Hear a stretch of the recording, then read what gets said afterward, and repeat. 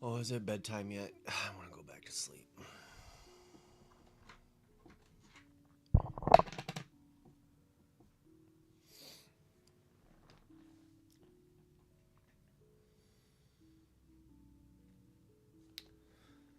Good morning, Lorcana.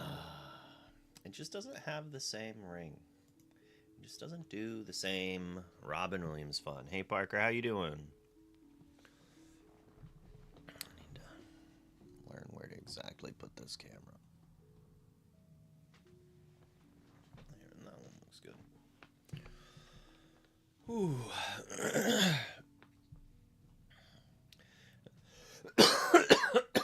Start us back where we were. Oh, I'm dying, apparently. Yesterday.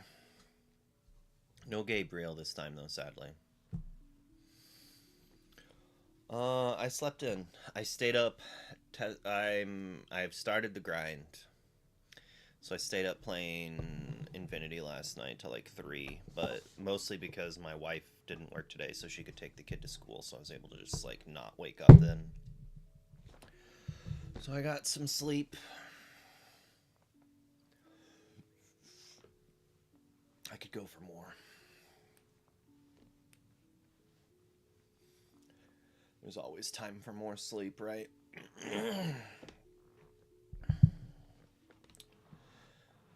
Yo, JDV. But we got cards to reveal, or not reveal, to review.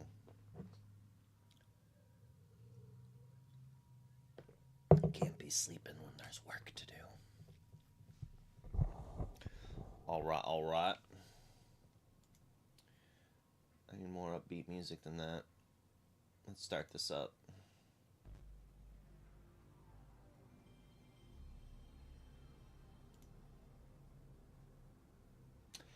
It just feels good listening to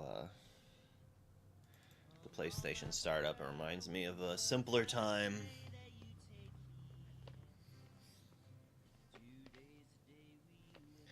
Yeah, insomnia is a punk. I don't have insomnia, but I have ADHD. Which is weird because, like, I drink a lot of caffeine, but caffeine still impacts me. I can't drink caffeine late at night anymore. I used to be able to drink caffeine, and sometimes I'll drink a Red Bull in the middle of the day and then go take a nap. But if I drink a Red Bull past like 7 or 8 p.m., like I'm up until 3. It's really weird how that works.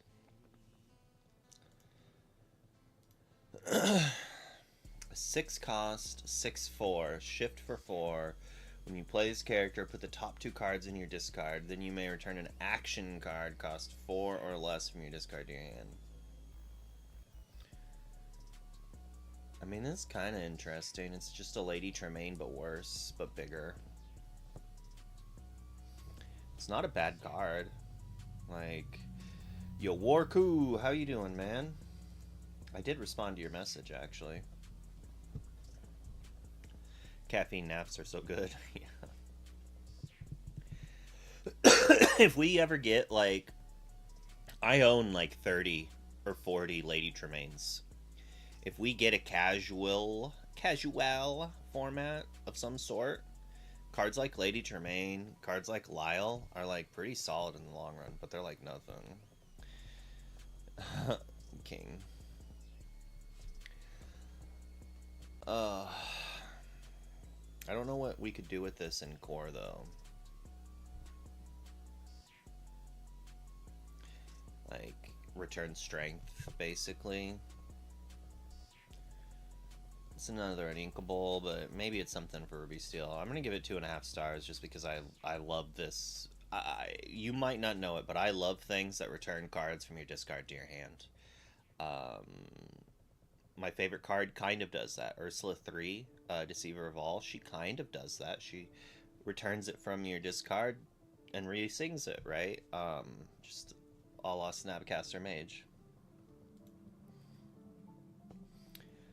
I mean, it's a 3 star, 2.5 star.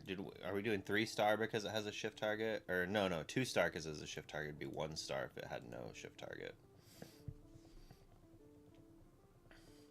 Thing is, I don't want to shift this on top of this. I don't think. I don't think so. Mostly because I want to shift this on 4 and then use a singer to sing it, right? To sing something. But if I'm curving Lyle on 3, then I'm going to want to sing strength with this and then like shift this to get it back maybe. But like I'm already losing a character, right? So I'm going to be strengthened for what, 3 unless I go 1 drop 1 drop 1 drop.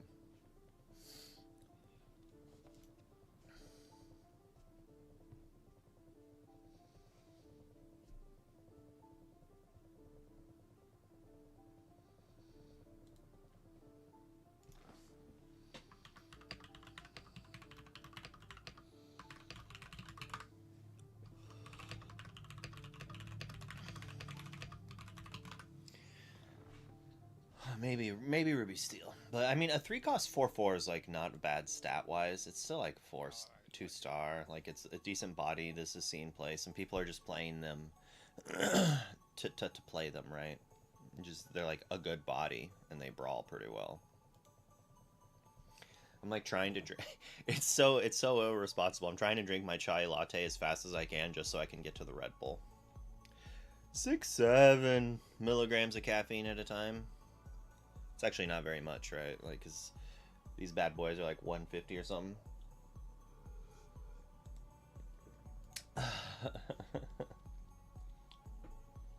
But this is a big evasive. I mean, this is TikTok, right? Basically, so like there could be a world that this card sees play. Um, now, in a world where evasives take over and Ruby Steel is the only answer, Pegasus searching high and low, he will find a way. He'll find Peter Pan and he'll win that game. Are we using anything besides Dale and Indy? Maybe. Maybe. I played against way more Dale than I thought I would be. The funny thing is, I didn't play it yet, but I said on stream, the Hercules combo deck I'm probably not going to play on stream, and if you see me play on stream, it's not good enough. That it's not going to be a good deck to play online, so it's going to be difficult to test. Like, it's going to basically require only in-house testing, because for online play like that, you try to represent a combo and they're like, yeah, I'm gonna make you click 50 clicks, have fun gaining that 20 lore, like, and that just like delays so much, is just like not worth it in my mind. Like, there's no reason to cover those iterations where it's just like I could just test with people who are better and not have to worry about that. So if I'm gonna be solo testing online, it's gonna be a variety of other decks.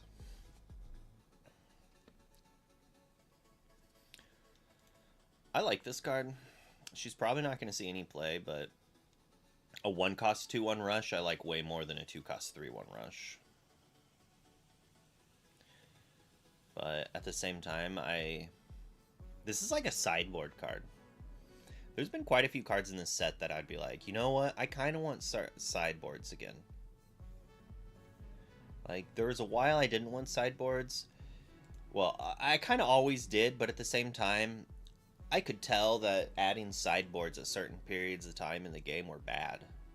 Because it's like, aggro was bad, right?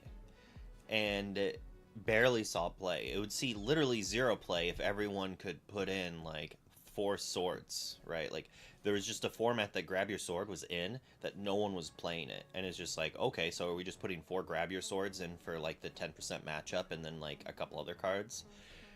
But it also... how many cards should be in the sideboard? Like, Magic does 15. That's a fourth of your deck. You could literally just change your whole archetype with that, and I've done that in Magic. I played a combo deck that post sideboard, you sided out the entire 15 card combo, and you sided in 15 characters, and you turned into like this tempo deck, and your opponent had sided out all their removal to side in anti-combo like counter Magic, and you just like roll them over. And then in game 3, if it goes there, like they have to like you side 15, you shuffle your whole sideboard in and you pull out whatever you want, right? You don't let them know what you're doing. That's like another thing with sideboarding. You can sideboard 1 or 2 And then they're like, oh, they don't have much, like they already crushed me. You side in like 6 or 7, and then you side out the cards that you sided in, so they think you sideboarded a bunch, and you didn't even sideboard. There's like mind games to sideboards we don't even get.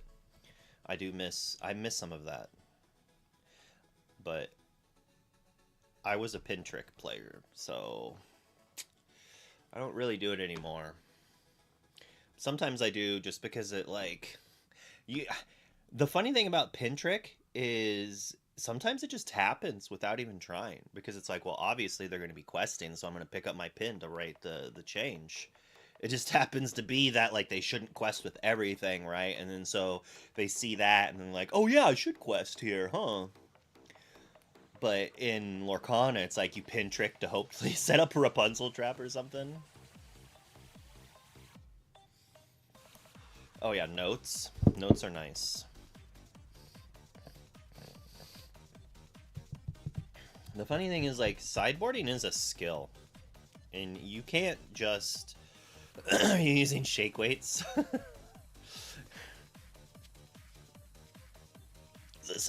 This is hard. Holy crap!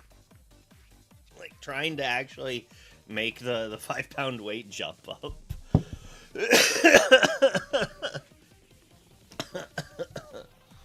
Whew.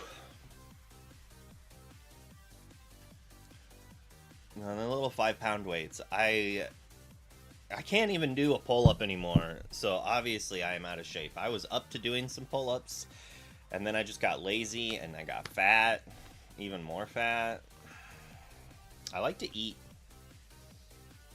They need to create a food that tastes really good, that just burns calories to eat it.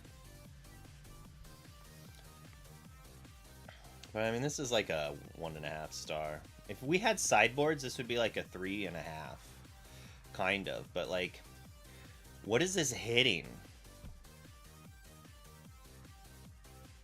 Like, what is it doing? You know, like, now that aggro's good, all the aggro cards are like better than this. Yep. Only exercise. During your turn, if 2 or more cards are put into your discard this turn, this character gets +1 lore. I'm not a huge fan of this. If this was just a 3-cost 4/3 quest for 2, I wouldn't even be that impressed. I'd just give it 3 stars and be done with it. But because you have to bend over to do it, I'm not that impressed, honestly. But maybe I should be. Braden made a tweet saying that this Huntsman is like in his top 10 cards from the set for Infinity.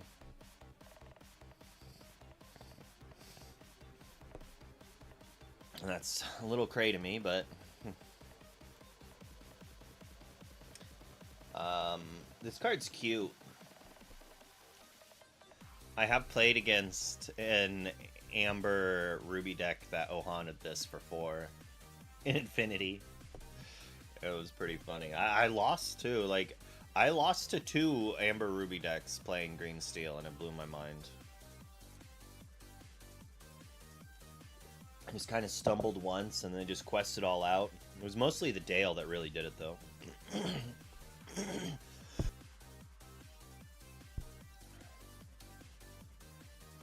They just... Well, I drew poorly, and they drew a lot of cards. Like, when your opponent is drawing, like, Rapunzels and Ohanas, but you do not have an active Diablo, you're gonna have a hard time. In one of the games, they got to, like,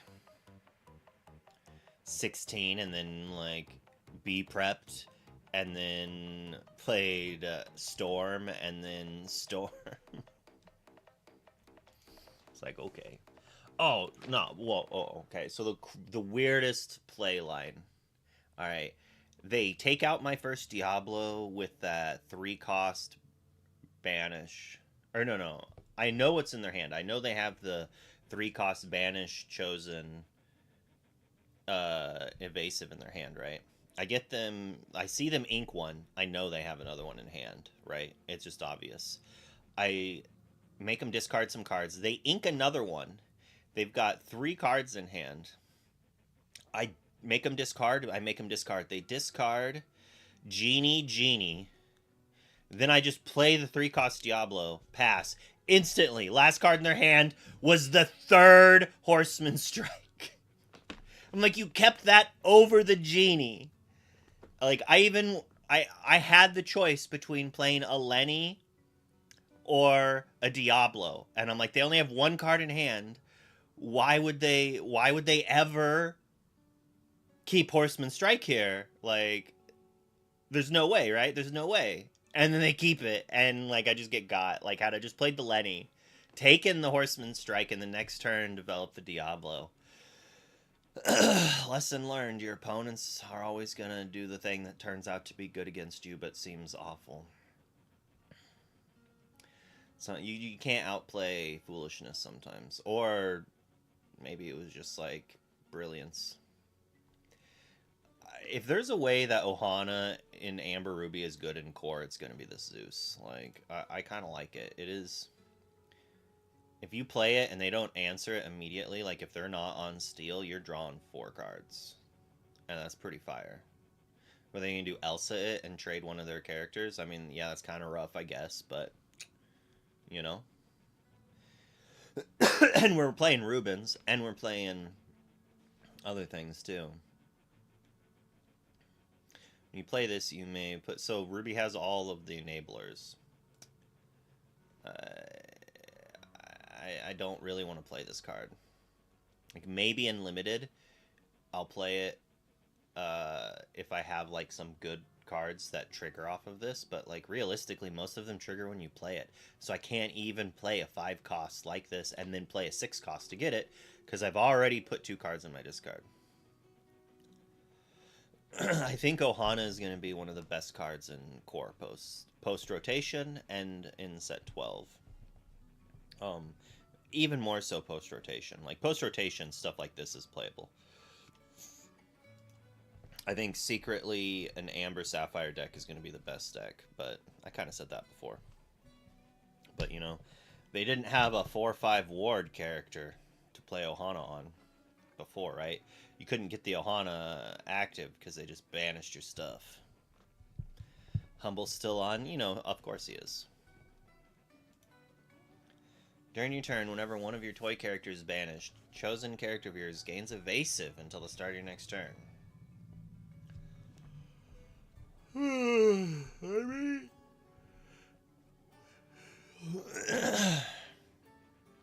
It is one of your others. And only on your turn. I mean, Jingle Joe's okay. I don't know how much I actually like it. It's a cog.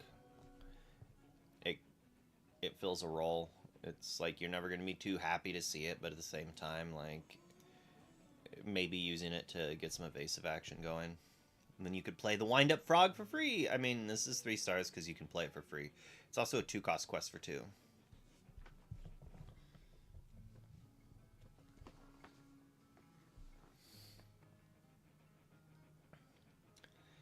Yeah. It's good not to have a free banish, self-banish thing. I mean, you just gotta play Emerald and, like, combo aliens with Queen of Hearts.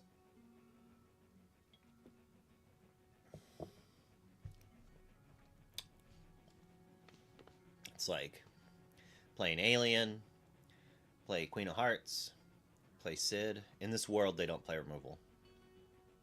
Play Sid, challenge or something with your alien. Like, assuming your alien is somehow put into your discard. So you have 1 alien discard, you Queen of Hearts on 5, you play Sid on 6, and then you play an alien, it's banished, you drain for 2, you return your other alien, you play it, you drain for 2, and it loops. So you gain 14 lore just from paying 1 ink to gain 2 lore, and then you quest with Queen for 2, that's 16, you quest for Sid for 2, that's 18. So you just had to gain 2 lore before turn 5. It's like some nice-ish reach that like some decks can't interact with by the time you win. When you play this, I think that's only going to be a core deck, though. When you play this character, you may put two character cards from your discard on the bottom of your deck to give it rush. It's unlikely to happen on turn 3, but maybe. You're like turn 1 looter, turn 2 looter, turn 3 this. It's like you're playing looters just to activate a fox.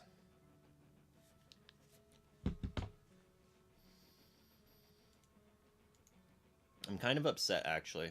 We'll talk about some non-Lorcana for a second. I was supposed to have a short stream today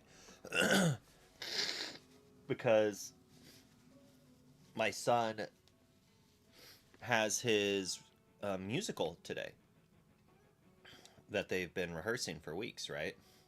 Well, they're supposed to do 2 showings. They're supposed to do a showing during school today and then a showing tonight. It's ICL night. It's been scheduled for longer than this was scheduled, and there's a lot of people on it. So I was like, all right, I'm going to go to the one at school, and then I can do the ICL tonight. And then yesterday, they're like, oh, we can't do the one during school anymore because it's too long, so we're not able to do it. So now I don't get to go watch it. But I'll just have my wife record it, but still, it's quite frustrating. I'm not going to be able to hear his 2 lines. You may put a toy character from your discard on the bottom of your deck to play this character for free. That's 8 characters you can kind of play for free. And you know, actually, this mixes with that alien combo because you get to play this for free. And it gets banished. So if you have one of these, you don't have to quest before, right? Because you have that 7, that's 14. You play 1 wind-up frog, 16, quest, because both of the 2, Sid and the Queen, quest for 2. That's a 0 to 20 win right there. With only 2 turns of wind-up. Get it? Wind-up and their toys.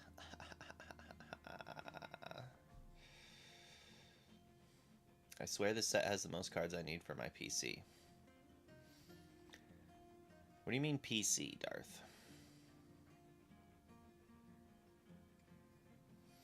Yeah, it definitely, I've gotten, I don't know.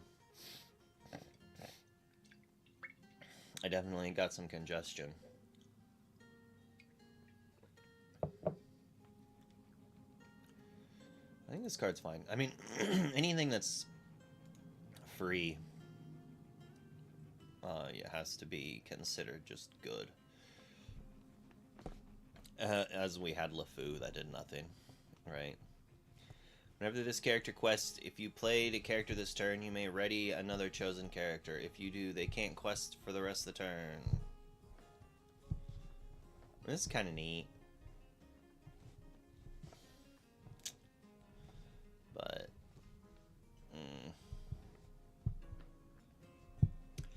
I mean, it's probably annoying and limited, but I'm not too fancy with it. It is a 3-cost 3/3 with an ability. I do like that, but it's not a come into play ability.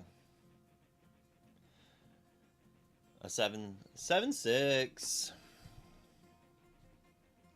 I doubt I'm gonna play this anywhere but limited, and it's gonna be annoying. And limited is just big.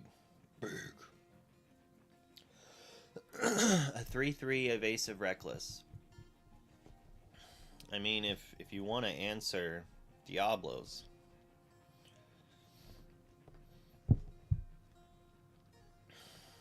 this will do it. I mean, this card's not bad.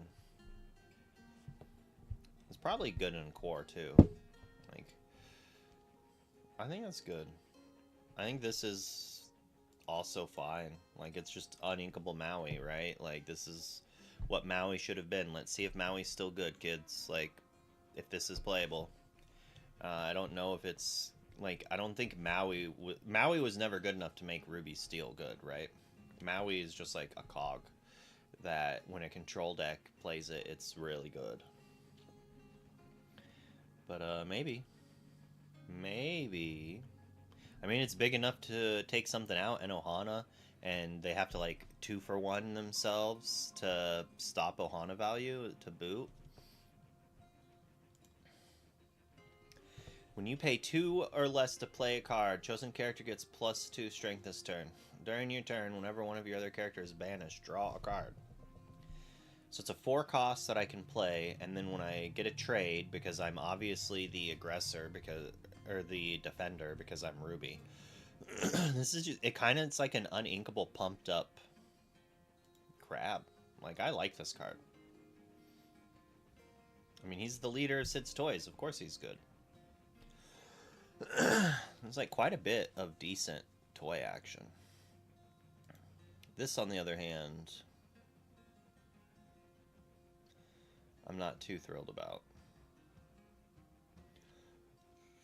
But, I mean, maybe I should be happy to pay 4 for a 5/5. I just don't like the fact that it gets rid of all my toys. I want to play with my toys. They're making me put them on the bottom of my deck, bruh. How rude. At the start of your turn, you may put the top card of your deck in your discard to trigger all of your 2 cards go, and it gets +2/+2, or banish a location or character. If you hit a location, though, but you have to play locations.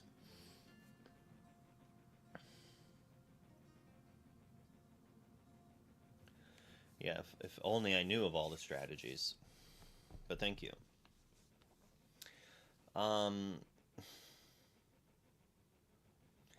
If there was a lot of things that care about having 2 cards go to your discard, this could be kind of an enabler that works the next turn. This is bonkers in Limited, I assume, just because of that, right? Like, you still need to like sing a song or do some, or trade one character to activate those things. Overall, I'm honestly not that impressed with this card. Like, I like these toys more. Whenever this character quests, if you played another character this turn, a chosen character gains Rush. It's probably good in Limited. Very good in Limited. I don't think it's going to see any playing constructed. Jack in 28 locations. Yeah, I mean, if it's almost always doing it, it's pretty good. I mean, this card's a 3.5. It is a combo piece. It has a great ability. Like, it reminds me of Doc. It's not as good as Doc, but I think it's pretty good. Like, the decks that are gonna play it are gonna want it, right? Like, I'm gonna want to bippity boppity and win the game in Infinity. For those who aren't aware, Megra, Hercules, bippity boppity, and then either another Megra or a Shark wins the game on the spot, and you bippity boppity, you sing bippity on Hercules. It comes into play, you discard your hand, you return bippity. When the Hercules comes into play, it readies your Megra. You gain 1 lore from your Shark, or you quested with your extra Meg, and then you rinse, repeat, and you win the game. It's that easy, right? Right? But it's hard to do digitally, so I don't know how many people are playing it online right now. Vincenzo, a 4-cost 4/2 Fish Rider. Evasive. Opposing items can't ready at the start of their player's turns. I mean, that's kind of a neat ability. I kind of wish it was just a 2-cost 1/2 evasive quest for 2 with that same stat line or ability. Like, I want to stop. I don't want that Fishbone Quill activated more than once. At least, like, maybe this is the secret to beating Oswald. I just want to pair Dale and Manhorse once, yeah. Boom. I mean, it's a 4/2 evasive. In Limited, I'd play it just because it's a 4/2 evasive. Even if it costs 1 more than the common version. The Leviathan. This card's neat. Art's amazing. The Enchanted is absurdly gorgeous. It's going to be hard to activate, but I mean, it's like turn 1, we're on the draw, we play an Angel. Turn 2, we play... Man, we can't even do it on turn 3. And it's got to be a turn 4. So we play Vanessa, and then on turn 3 we play a 3-drop. Turn 4 we play Calhoun. We discard this, and then we sing Circle of Life, targeting this, puts it into place, and Circle of Life and itself went to the discard. That counts as 2 cards, and then we banish all their stuff. This is one way to kind of cheat it. Or you can kind of super ramp it with Ruby Sapphire and do it that way. And I mean, you don't have popsicles. That's one free way to get items in your yard. You probably have to sing a song or do something. You do need 2 cards to go in your discard. There's a few ways to do that. It's like a 3, 2.5, 3. I mean, it's gonna win the games you play it most likely. I did play again. As funny as we talked about it on stream, and then I played against it later. In Infinity, someone playing this and Kronk. But they also had a card that triggered when you put 2 cards into your discard. I can't remember what it was, but it was like kind of a synergistic deck. And I was like, all right. Favorite artwork so far? Well, we'd have to go down here. Maybe this Touch the Sky. The Merida is also, like, both of the Merida arts are really good. This What Else Can I Do is insane. The Kita's pretty good. Like, the Leviathan's really cool.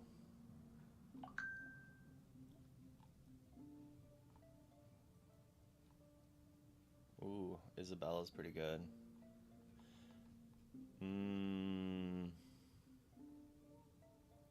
This What Else I Can Do is, like, really good. It's a close call between Touch the Sky and What Else Can I Do. I mean, the alien's cool, but like, the alien is nice art. The Leviathan is like action cool art, you know. The Isabella is like pure art nouveau, and I love, that's my favorite style of art from the classic era or whatever. It's not too classic. It's only like 80 years old or 120, around there. But like this, What Else I Can Do and the Touch the Sky are just gorgeous. Like, I would put either of these as like wall scrolls. I like, as art, I would have these. I would maybe do that with Merida. I would maybe do that with Kita. I'd probably do it with Kita. Like, the pose is pretty good as well. I don't think I would do that with the Leviathan. I wouldn't do that with the alien. I would probably do that with Isabel.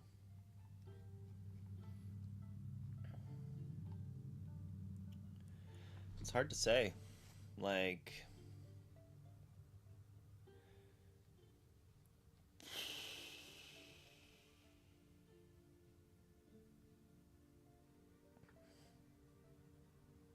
they're both gorgeous. It's hard to say. One of those two. I did get this.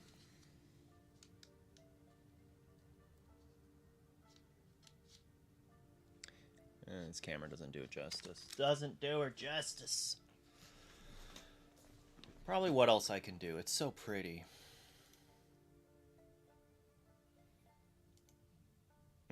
The Touch the Sky is really good too, and good green. It's like, am I in a green gray mood, or am I in like a blue purple mood? Like, they're both so good.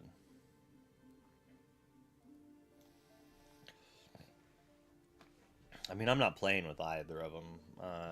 Probably not playing with Enchanteds. As pretty as they are, they're just for looking at.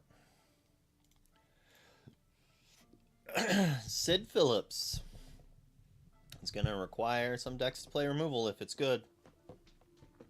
The funny thing is, like, this combo deck is good, but, like, it requires you having characters stay in play. Sure, you could play Sid and then next turn shift the queen on like a cheaper queen, obviously, and then have 4 ink to like alien combo, and then play some of your free stuff, and you still get a quest. And if you had quested earlier in the game, you don't need as much reach, and that kind of protects your queen from getting brawled. But Sid here, he's still gonna probably get uh, World's Greatest Criminal Mind or Brawl Plus, and then you get Fireflied. I think this card's cool, and like just the fact that he's already part of a combo in core, like that. I like that just because it creates a new archetype, and it's an archetype that just doesn't instantly win. It like you have a turn or so to like set up. Like the aggro decks will try to still race it, and the control decks can just like answer it.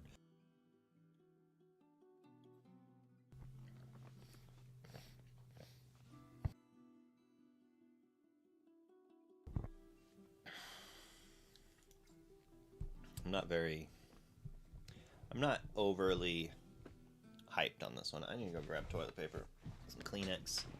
This character gets +2 for every other character. When one of your supers challenges, draw a card. I mean, it's pretty good, but you have to be able to challenge. Your opponent has to be exerting their characters. Like, maybe if we're like playing this and then we're Elsa, but that seems rough. I mean, I guess we could. I guess we play Mr. Incredible on 1, and then on 3 we shift it and we challenge something and we draw a card. And then if they don't answer it, then we have Elsa to exert another one of their characters and draw another card. Or we shift it on 3, and then like we could on 4 play a kitty cat, like, and then the next turn activate it. The card's not bad. I think core it has some leg possibly, but it's easy to kind of play around. But it has a cheap shift target, and if you can shift it and draw a card, I already like it, right? That alone is going to make it 3 stars. Maybe even 3.5. Another toy. During your turn, when this character is banished, each opponent loses 1 lore and you gain 1 lore. And, you know, it only costs 1.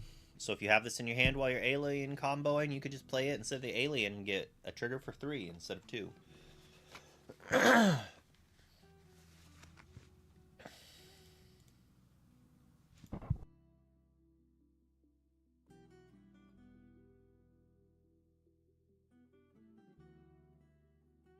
If we still had illusions doing something. Maybe. Firefly Swarm. This is the card that everyone's going to be playing. It's obviously a 3.5. It's going to be in every Ruby deck as like a 4 of. And it's probably better than Brawl, even if it's uninkable. Just from that ability to be Brawl Plus in some of those matchups that are relevant. Like a bird in the sky. Gains +1, lore, and evasive. This is maybe one of the better give evasive songs, but a lot of times with these songs you want to use it to challenge. This is more of like a protection and quest. Oh, maybe. If we have like a really aggressive Ruby deck, this could be good, but I'm not that impressed with this card. Your characters get +1. Yawn. Your heroes gain when this character challenges another character. Each opponent loses a lore and you gain a lore. I mean, this card's like not great, but at the same time, when you like, when your opponent's like, oh, I'm gonna quest out, and you can't do nothing. I don't care if you can challenge. You can only take out half my characters. You're like, hero work. Take out half your characters and drain you like 4 lore. So maybe. Maybe. This is a sideboard card. Put it right in the sideboard where it belongs.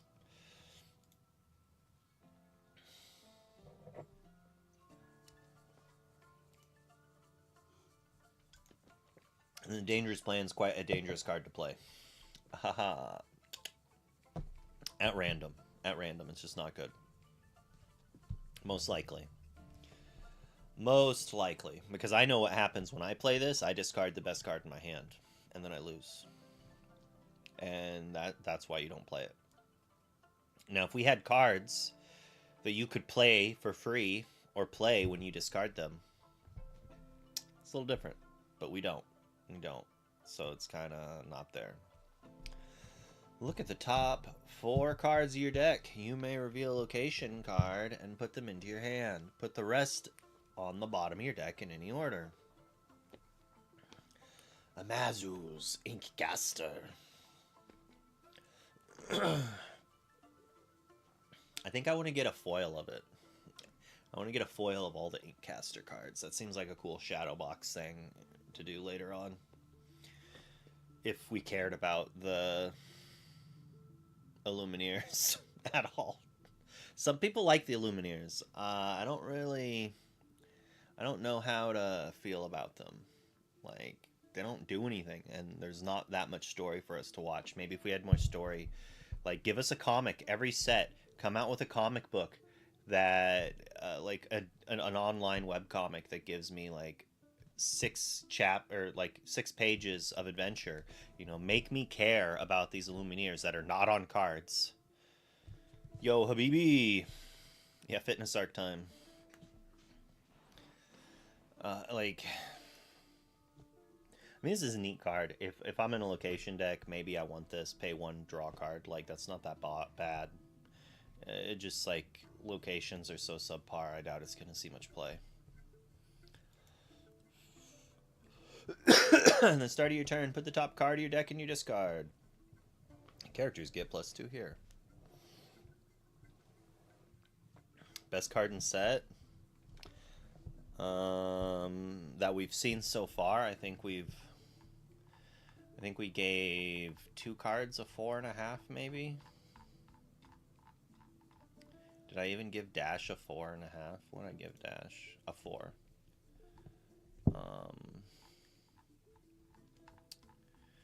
What else have we seen? Did Chip get a 4 as well? Maybe Chip got a 4.5. A 4. Woody got a 4.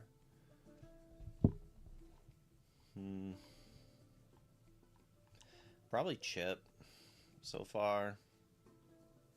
Or Dale, I mean. Is it Tick or Tack? I can't remember. That's Dale, my boy. Do you know if he's Tick or Tack? It's Chip and Dale, so Tick Tack. So he's probably Tack. Yeah, Dale no good in a Sisu meta, that's for sure. Well, yeah, the noses help. I just didn't even look. Dale is I actually, as a kid, I didn't like Chip. I was like, Dale's having fun, and Chip is just a stick in the mud. Like, I was all about Hawaiian Shirt Dale. In Chip and Dale Rescue Rangers.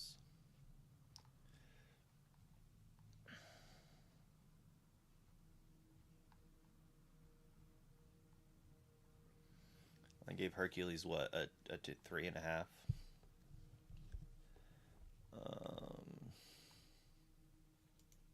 Yeah. So that's interesting. I actually think it could impact core in a good way, at least. Might have to wait till post-rotation, but...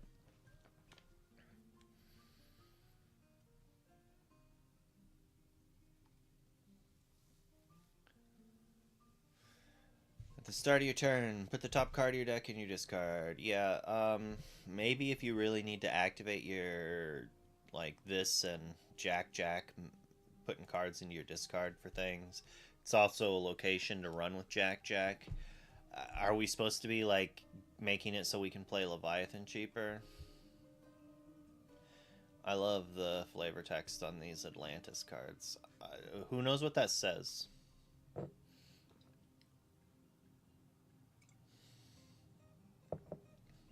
When this location is banished, each opponent chooses and banishes one of their characters. That is cool. I like this card. I don't know if there's a deck for it, but I just like it. Like, this is my type of card. We haven't gone through steel yet. Okay, I was like, I'm pretty sure there's a steel card that, like, puts locations into play from your discard or something.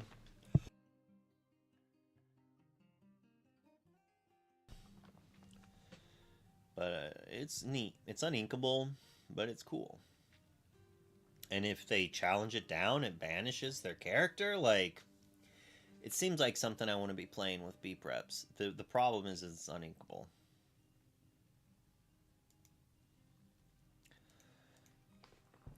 I mean, it's a 2-star, right? It's normally a 1-star, but it has a good shift target in Infinity. It's possible that this creates, like, a Kiwi version. Like, this is played in Kiwi in Infinity.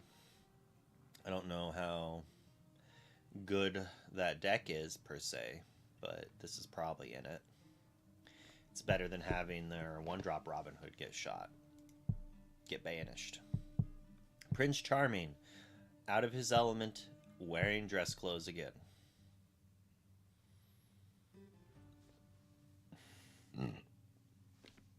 I'm not too impressed. With Dale, it's a 5/5, and that's why it's a 2-star instead of 1.5-star. This card's fire. It's so big. Play it on turn 3 and they can't answer it, and then it challenges, and then you draw cards off of Ohana. That's what I'm going to try to do with this card. Probably 3.5-star. Very powerful. And this lets you take down Dales really easily. Take down a Dale and live. Talk about it another day, right?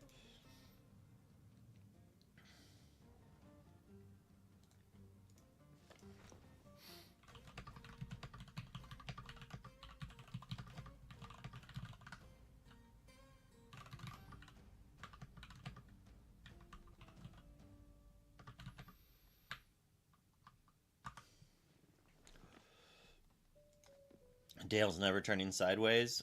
Sometimes, when they don't turn their Dale sideways, I'm happier most of the time because they're not questing for 2 with it. But it seems unlikely they're going to turn their Dale sideways in front of a Merryweather. Which is another good thing about Merryweather. And, I mean, we get another 1-cost 2-1 support. I don't know if we really needed it, but, you know, this will be here when Basil rotates out in 2 sets, or in 2 rotations. Although this might rotate with it, so yeah, I don't know. Maybe the fairy type matters. This is like a solid 2.5-star. They've been seeing so much play. The support is finally... Like, support is not fantastic, but, like, on a 1-drop, it's not bad. When you play this character, your other character gains resist +1 until the start of your next turn. I don't care about this. This is limited, very good and limited. I don't think this is seeing constructed play.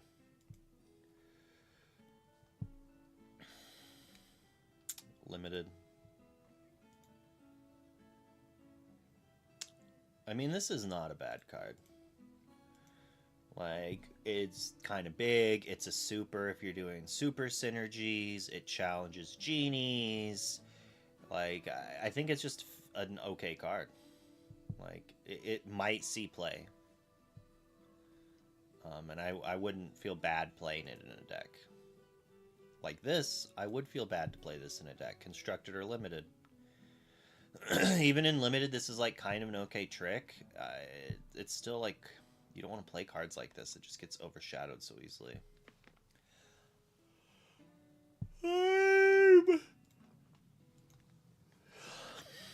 I'm not too big on this card. But playing it and then playing like a good item, it's... Playing it and then playing a Fishbone Quill, like, it might have a place. I mean, you are playing something for 3. Like, playing anything free can sometimes just be really good.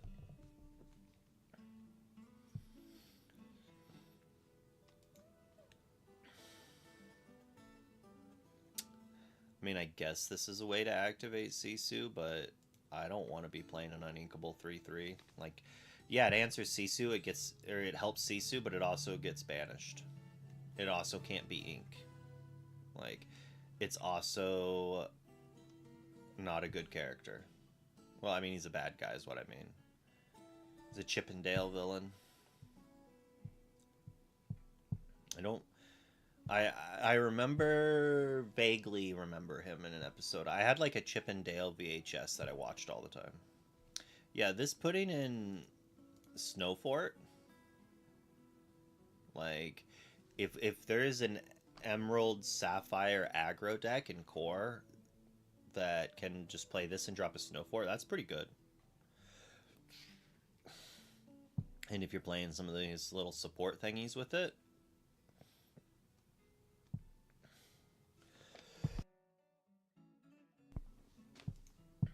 when this character leaves play, you may turn an item from your discard to your hand.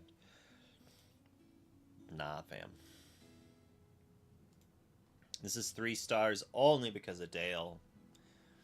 2.5. It gets that Dale half a star. Like, 1 costs 0/4. Sometimes sees play. If we're trying to be an aggro deck, it's okay. And we can shift this other zipper on it to, like, really gain lore if we're playing that support deck. Like, turn 1 zipper, turn 2 Mulan, turn 3 shift zipper, quest for 8. I hear questing for 8 on turn 3 is good.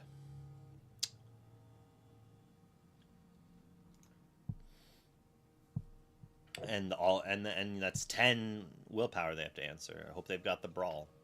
Well, let's hope they don't have the brawl, but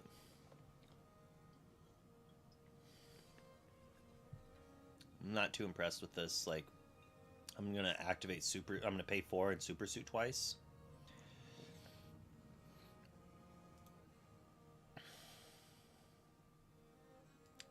Unfortunate. It's funny that it makes it look like he's got big blue boots. He obviously doesn't, but it kind of looks like that. I'm also really curious to know how Zipper got ginormous. Floodborn Zipper is just big Zipper. I think this card's good.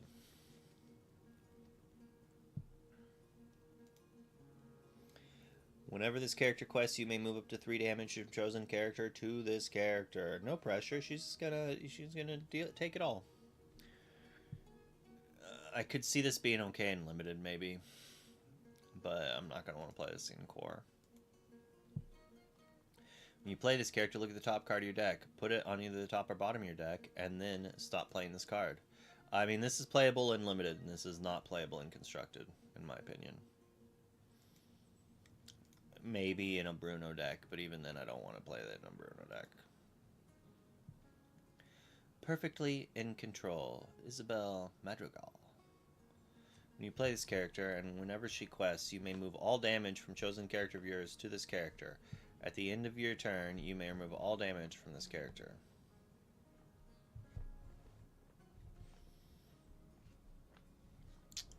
I mean, she quests for a lot. I don't know, she's not that good. I don't think this is the combo piece to fully heal and gain a bunch of lore, but maybe it is. It's not very much. You play her, you move all the damage. Actually, it's kind of the combo piece, right? You play her, you move all the damage to her. You gain a lore for every damage you move, and at the end of turn you remove them all and you gain lore. So it's like you gain 2 lore for every damage on all of your characters when you play her, if you have the combo going. So like, maybe there is a Madrigal damage moving combo deck, and that's one of the pieces. 5 costs. During your turn, whenever you remove damage from one of your characters, you may look at the top 2 cards of your deck. Put one of them in your hand and the one on the bottom. Whenever this character quests, you may remove all damage from chosen character.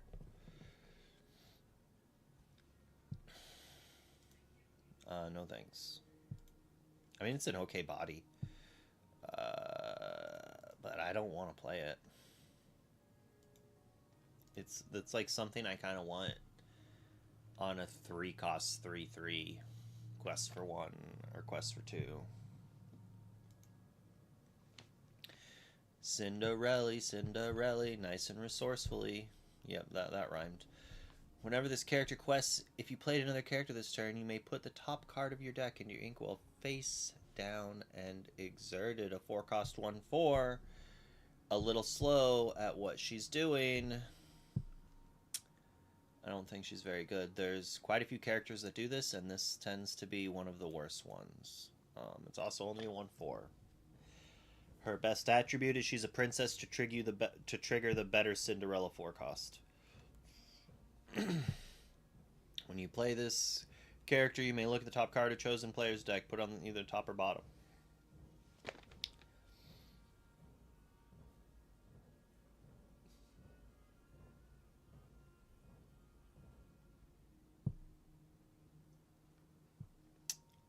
Not a fan of this.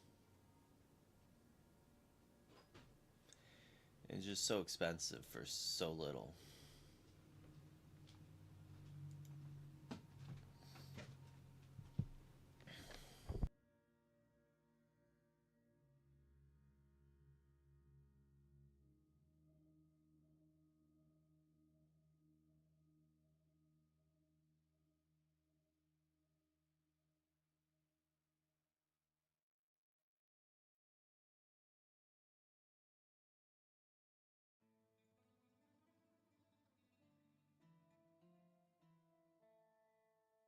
Chat, is it tradition to give presents to the musical teacher?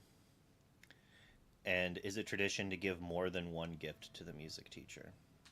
Flowers in particular.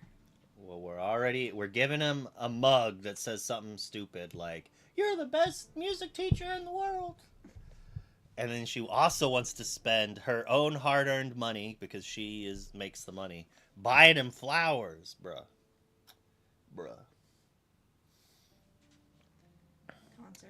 Concert.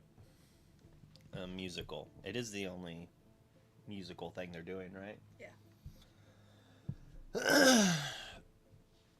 I'm not a theater kid, and she is, so she's definitely probably right. But spending money on a teacher, it's probably a good thing to do. Who is very nice to our child despite his issues. He has no issues. He's a lovely child who is free-spirited. Whenever this character quests, if 2 or more cards are put into your discard this turn, you may put the top card of your deck into your inkwell face down and exert it. Hey, look, another card for putting ink into our inkwell, or cards into our inkwell. This is also a little lackluster, but kind of a bigger body for it. Only quests for 1. Like, was Winnie the Pooh was like a 2/3 that on quest you could do it from your hand. This takes it off your deck, which is pretty fair. Like, I'm probably not playing this card, but it's also a princess if for some reason we really need to do a whole bunch. He said for performance, yes, but it's not expected. I mean, I don't know why I'm upset. I knew what they were going to say. I knew that was what to do. I just don't want to do it. Yep, bye.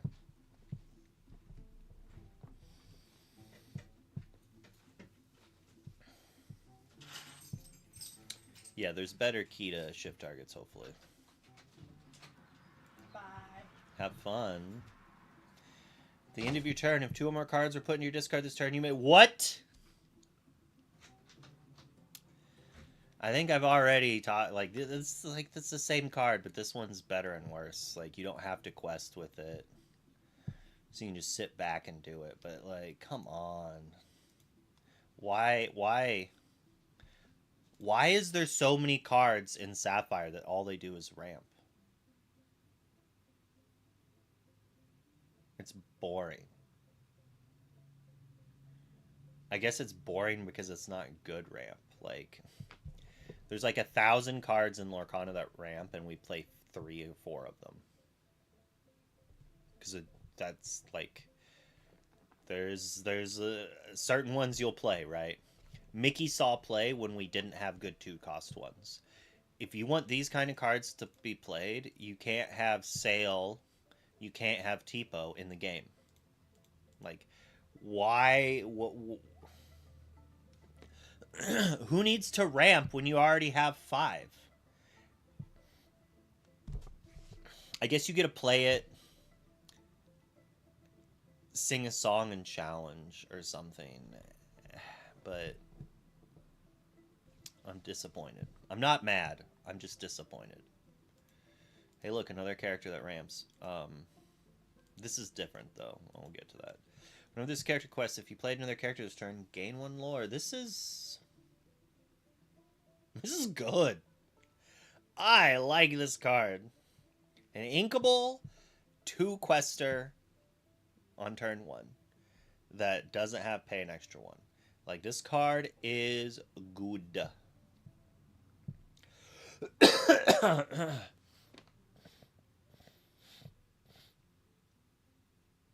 Like, it's just good. I like it. I'm even 3.5 stars. 3.5 stars. Inkable, turn 1 threat. You're almost always playing another character. Yeah, if she was a princess to boot, like Minnie Mouse, is there not? If there's no Princess Minnie Mouses, that's fine. She's a princess in our heart. She's a rodent. I had to. She's a very good mouse. Dreamborn hero. And a hero. That's actually kind of relevant too, right? Like, for the moment, you could play her, and then next turn play. Does Bernard trigger on ally or hero? Is he a hero? He's a hero that triggers if you have an ally, so maybe it's not good. Or is he an ally that triggers when you have a hero? Like, Bernard could, like, lore-wise, Bernard could be a hero or an ally. Like, he is a hero, but at the same time, Miss Bianca's really the hero, and Bernard kind of just stumbles around, am I right? Like, Miss Bianca's the hero mouse. Bernard is just, a bumbling, like, fool type trope character.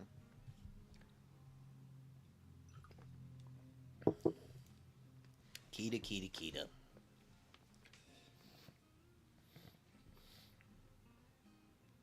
I mean, the card's good, but how do you use her? That's the problem. Like, if you can make her do stuff, she's like this. But she's probably too hard to get to do that.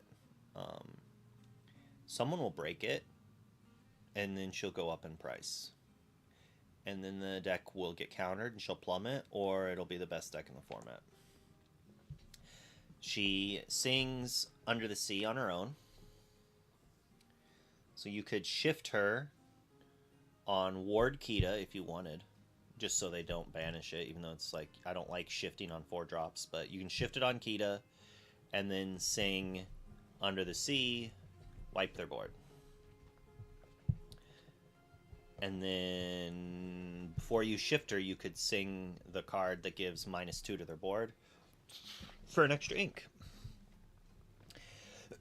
And you're using cards like Visions and Develop Your Brain and Sail to ramp and to draw cards. So then, like, you're going to get like 2 to 3 ink off of her as well, and you're going to have like 1,000 ink to do stuff with. And hopefully it's more than just paying 7 to draw a card.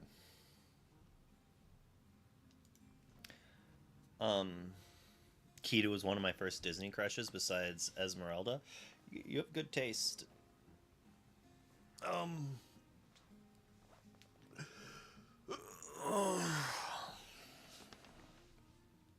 Well, Darth is trying to get me on a topic that I probably shouldn't talk about, but Braden tweeted that Ursula was the best legendary in the set, and it had a replay of him playing a game with it, and it wasn't that good, honestly. It like put a character in his inkwell and quested for some. I mean, it is when you play her. So she is, by the time she quests once, you've gained 3 lore off of her. It's not bad. She ramps you a little. But, I mean, I don't know how good that ramp is, per se. I think she's better than people are giving her credit for. Don't be blaming me because you want to talk about Disney princesses. I mean, I think she's a solid 3 star. Like, maybe we'll get a deck in core running Alice and her, and maybe she's enough to make Kiwi good, right? Like she's got a big willpower. She's very willful, so like that's relevant. Do do do do do. This card is probably going to be annoying to play against. I don't know if it's good or not yet, but the fact that a deck could play 4 Under the Sea, a couple of these, and the Prince, like the whole like multi combo, like we didn't do it with Heads Held High, right? But Heads Held High was a little bit more expensive, right? Like this is maybe easier to activate, but maybe not. Kita than Ink Geyser. It's another thing you could do with it. This might see play with Sisu and Shark builds in Infinity as well. Look at the top 2 cards of your deck. Put 1 into your hand and 1 into your Inkwell. If a character's saying this, your character's gain ward, so it's a more expensive. Look at my way. No, how far I'll go. How far I'll go.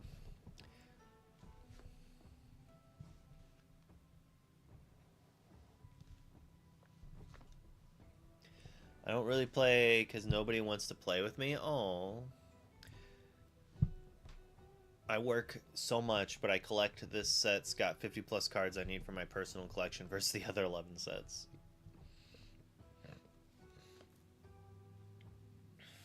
I like this. I mean, I liked how far I'll go.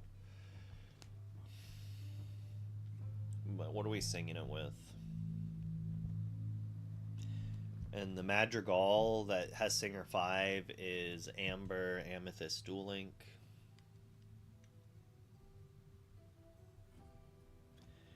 Post-rotation card, most likely. What if this is meant for Dash? I mean, you banish something with Dash, they don't do anything. Instead of questing, you play this. Or maybe this is just one of those cards you play to get up to Raging Storm.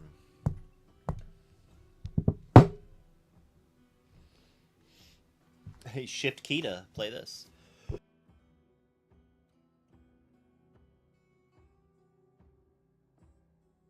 Like, the power level on this card's high. Whether or not it gets played, that's not up to me. That's up to you.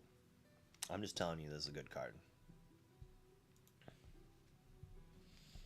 When ramp turns from turn 2 to turn 3, so you're going like turn 3 ramp and then playing that the next turn, is a possibility. But even then, you kind of want to play. You want to sing it.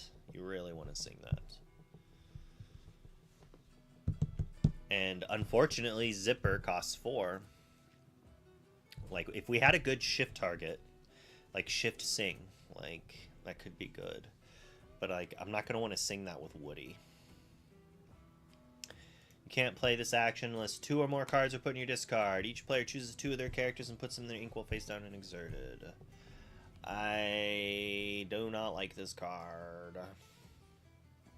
And be aware that you cannot play it unless that happens, so it does not work with Robin Hood, because the cards are not technically in your discard while you're playing it. They are in there while it resolves, so you can use Robin Hood with something like Leviathan, but not Robin Hood with Escape Plan. Unless you have activated the... I wish this had a keyword. I'm really upset that they didn't just make a keyword that means this and then have it there. So in explaining, I could be like, well, if you've activated like duo discard, duo discard activated. I just keyworded it. It's called duo discard. That's what it's called from now on. And I feel bad for the people who use it and no one else does. Not a fan. Like, Demona exists. I don't want to answer your 2 characters and give you the ink to play the Demona and more cards. And that's like its big thing. Oh, this coffee's hitting my tummy. An ad's about to start, I think. I'm going to use... As soon as the ad starts, I'm going to use the bathroom. When I first saw this, I thought it was a weird perspection thing because Zipper is like his eye is the size of Gadget, but I want to know why he's so big. Give me the comic books that explain the story. Well, I don't know, Hob. It hasn't even started yet for the people who aren't subbed like you. Return an item from your discard your hand. If you have a character with 4 more, gain 1 lore. I mean, what item are we doing this with? It's literally with the item, right? Like, oh, there's the ad. All right, I'll be right back. Let's look at Ulietta's Arpa's. How do I say the second word? I don't know how to say that.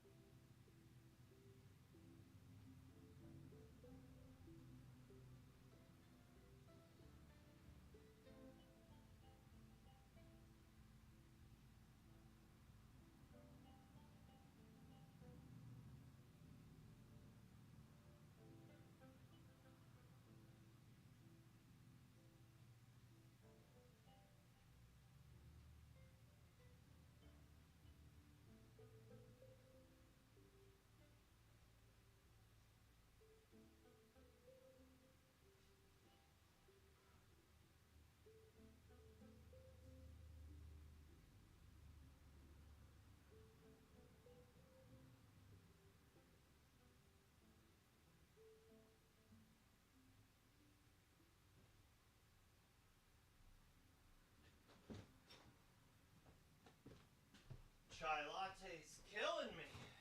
It's making my body temperature go like 1,000. We need to cool off with an ice cold, refreshing Red Bull. Not sponsored, but would love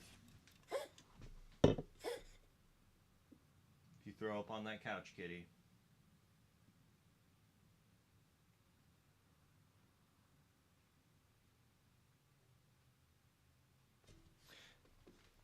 The music even... I didn't even pause the music. The music just naturally, like, slowed down and stopped while the cat was, like, dying for a second.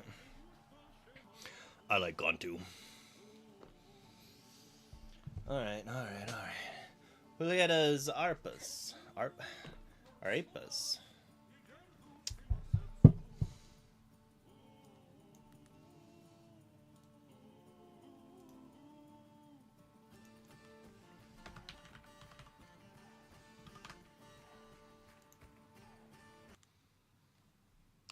We'll learn together. Arepas. Arepas. I never would have said that right. Arepas. And working out. Squats and working out. Squats and working out. Look at how that booty shakes. I was not expecting that. It's good to know that StreamerBot's working with that. All right. We'll get some squats and working out here. Arepas. I already forgot how to say it. Arepas. Arepas. This should be EP. Arepas. They look yummy. I could use some. Oh no, was there a way to change that? Oh, American.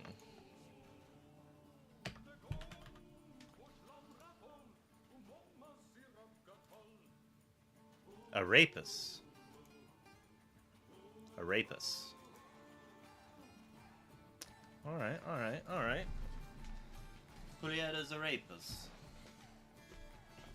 Here, we'll do the squats and the pump iron at the same time. We'll just leave the...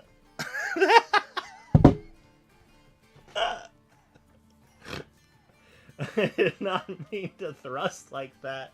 I was trying to hold the weights and still at the same time. That did not work. We'll just have to do it the whole time. We'll go down, up, down. Nope, can't do them at the same time. Doesn't work. Well, still hold them.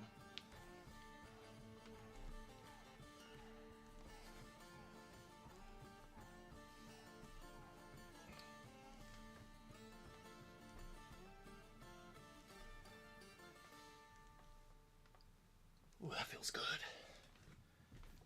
Oh, that felt good. Some burn. Whee! Yeah, get them all at once. Oh, rape us.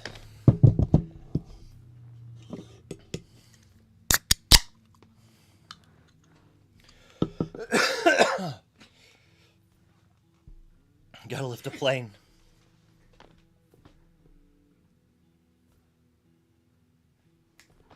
I don't trust you, kitty. I don't trust you one bit.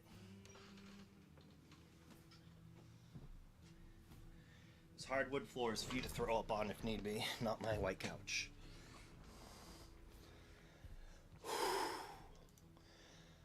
Now I'm all hot and bothered.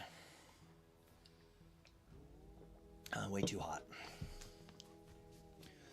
Return an item. Yeah. If we had like a good item to return, maybe I'd like it, but gains a lore. They needed to give us item characters. Like robots should have also been items.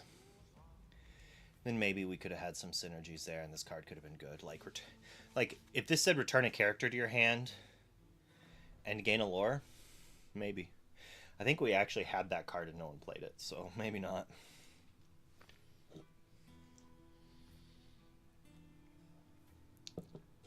This is actually maybe pretty good. Like in that combo deck. As like it's just fishbone or toys as items as well. Like I think that was like a missed opportunity. Make Benja good. But maybe playing a 4-cost song that banishes all of your characters would be kind of upsetting, so Maybe not. I don't know. Holy crap, 132 missed messages.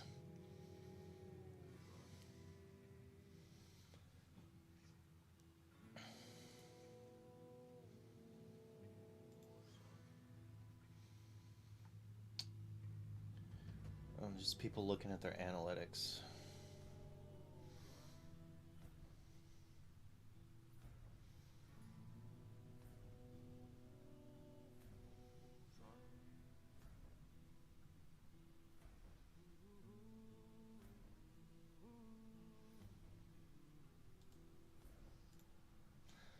All right. Benji killing a shifted Woody would be brutal. I find him flatten them unless they're Legos, then they flatten my foot. This card's neat. I didn't like it at all at first, but I think it's easier to activate than Alice's. I played against an item deck in Infinity that was running this and was running Gadget. And then it would like... and was running Shark. So it's pretty easy to... it was just like using this to give Shark +3 lore. It was not too good, but I had a really bad draw and I got Seasued, so... Look at the top 2 cards of your deck. Put one into your deck, the other on the bottom. Ursula's Cauldron, inkable, but costs 1 to activate. There might have been a day I liked this, but not anymore.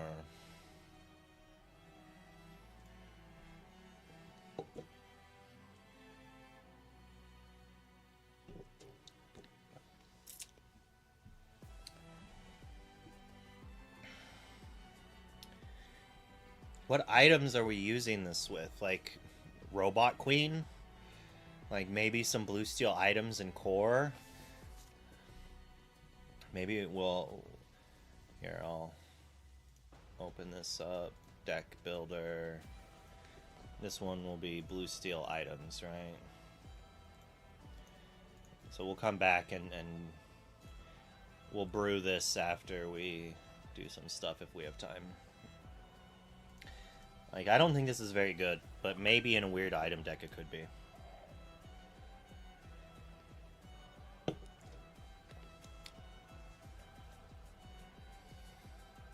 I mean, does this give value things +1 lore? Oh, I guess, yeah. The Gadget does it. So it's like maybe. It's a 2-card combo. But, like, in that aggressive, like... aggro emerald deck, maybe. The problem is you need this. This is bad. Well, it's not even bad, I guess, if you're playing Mulan. It might not be that bad. So maybe. We'll give it an extra half a star because Mulan exists. Geppetto discard. Whenever a character quests while here, you remove 2 damage from them. If you do, you remove 2 damage from this location. I'm not... hey, who cares?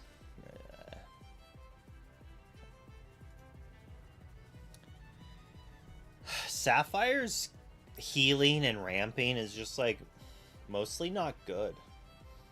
It's like Amber's support. Like, there's 1, 2 cards out of, like, 12.5 that are even remotely playable.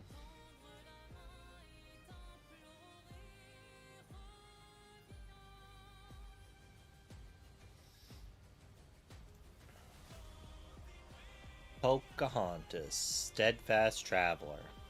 This character quests, if you played another character this turn, return a location from your discard to your hand.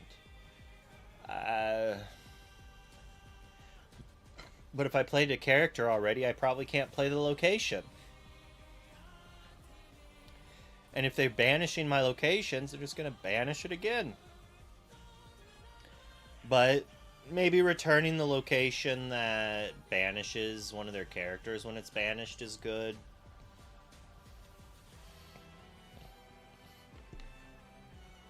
I'm not writing home about Pocahontas. Good art. Gorgeous art. But honestly, it being a steel card and all the gray in the background, like, sure, she's very colorful, but it's a little bit of a letdown in that regard. Like, I want to see more. More. Syndrome out for revenge. 6 cost 4, 6 quests for 2, shift 4. Whenever this character quests, return a robot from your discard or to your hand. If you then you may play or shift a robot 8 or less for free. They really didn't want to let you put Leviathan into play with it. Shift Syndrome quest play a Leviathan would have been pretty good. As is I don't have faith. I don't have faith in the robot army. It is from your discard though. So maybe.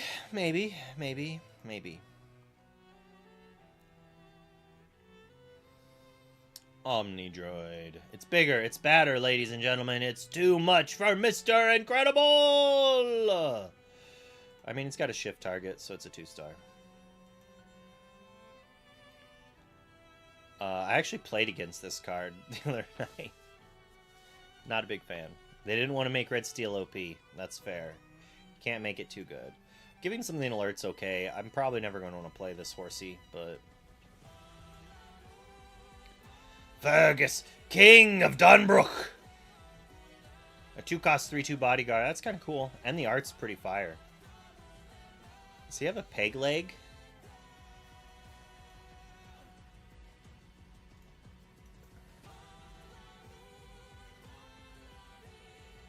I mean, I think that's a peg leg.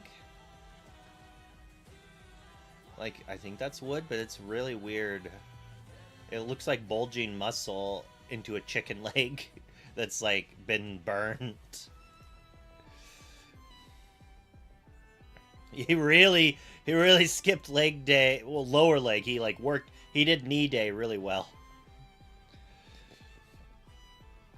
Mordor tore it off. Brutal.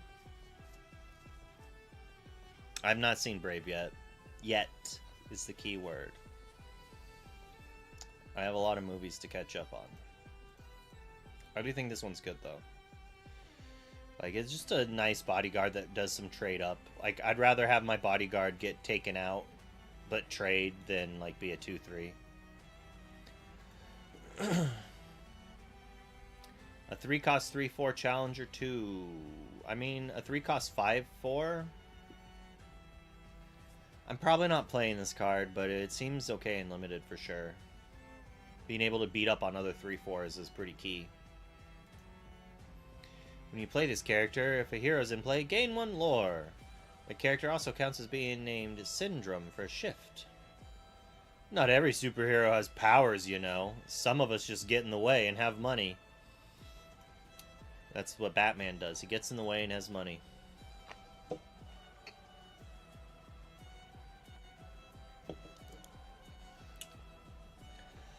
I mean, maybe. If we're playing, like, hero aggro, a 2-cost 2/3 that gains the lore on play is, like, not bad. Just a happy. I think it's a fine card. It has super and hero, which are, like, good keywords, so it could be relevant there. Helen Parr. When you play this character, chosen character gains +2 this turn. Just give her orange hair and she's Mrs. Griffin.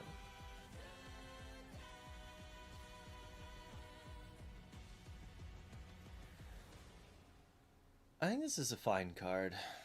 Pump up your 1 cost to take something out and then quest for 2. It's probably not going to see too much play, but, you know, sometimes you need a 2 cost that quests for 2 on curve, and sometimes giving challengers good, but you probably would rather have a better statted character. The Violet is a shift target for next set. Maybe. I mean, it's a good shift target. 3 cost 4/2, quest for 2. I'm never playing you, but your stats are okay-ish. The back half of you, 4 cost 3/4, uninkable.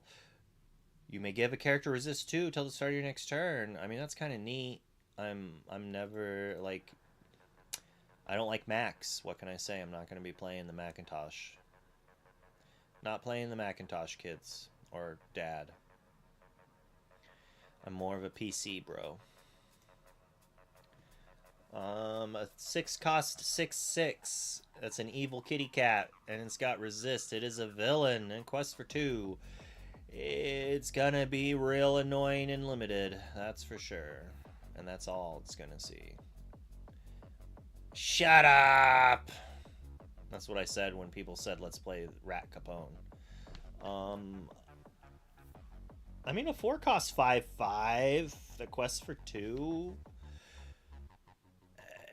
His body's actually not that bad. He works out. And not fully being shrank to 0 like Lawrence.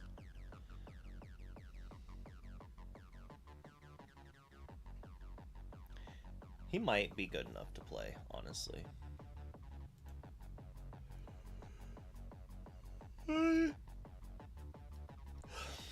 Going turn 1 Omnidroid, turn 2 shift this, take out your 1-drop. Take out your hook, quest for 1. You're on the draw, take out your 1-drops, shift, sing to take out your other character. Like, maybe this is good. Like, do I like this more than Rhino? Do I want a 2/2 or do I want Rhino shrink? Do I want a 4/3 or do I want a 4/3 quest for 2, resist 2? Like, there really needs to be things I need to hit for this to be playable-ish, maybe. In Amber Steel, anyways. Maybe in another color, like Amethyst Steel, maybe. Maybe. Unlikely, but maybe.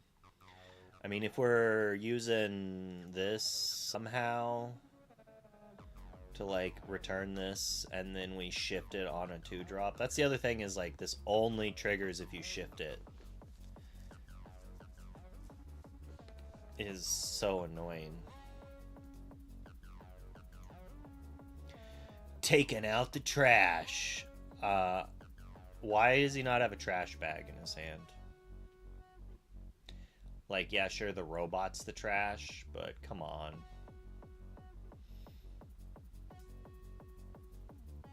I mean, yeah, it's a joke. You're gonna take out the trash. You say it before you beat someone up. You like the other shift Omnidroid? I don't think I've actually seen it yet. It's a 4 cost 4/4 that has an ability that could be relevant. Like, it could see play. Maybe. There'll be a lot of villains and robots. This character may enter play exerted to give chosen character challenger +3 this turn. I like the enter play exerted things, but I don't like what it's doing.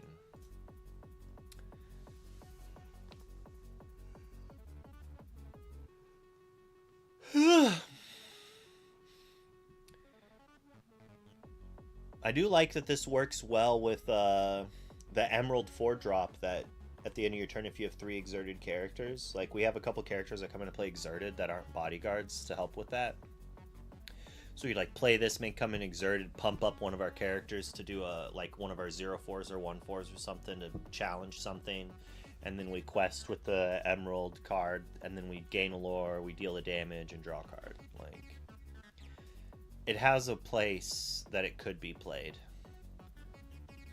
and that'll give it a half star, but I'm not that impressed. Fat cat, criminal businessman. Shouldn't it be criminal business cat?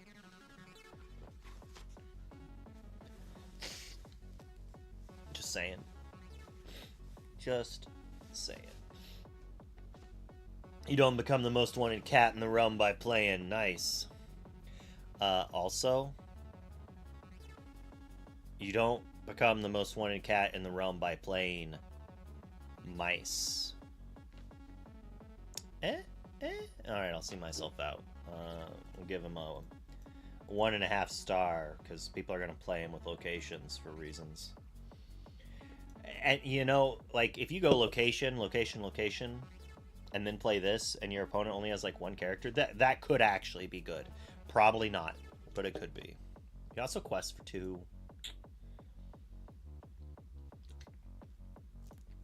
And an annoying limited card at best. Whenever this character quests, if you played another character this turn, you may deal 1 damage to chosen character or location. I mean, it does activate your deal damage to a damaged character. The problem is you have to play another character first. So you have to kind of leave that damage a little early. But in general, I do think this is kind of a cool character. And if those aggro decks playing Minnie Mouse 1-drop and stuff like that, if that's an archetype, I think it's good. If the format's not full of things like that, it's probably not. But, you know, like, your opponent goes turn 2... Like, your opponent's Rexes look a lot worse with this being in play, right? And the decks running Rex probably don't want to be challenging, they want to be questing. So if they're challenging this to get rid of it, you know, then that's 1 less quest. So, like, there is a world that this could see play. Just not many of them. So we're just shifting up Omnidroid. So...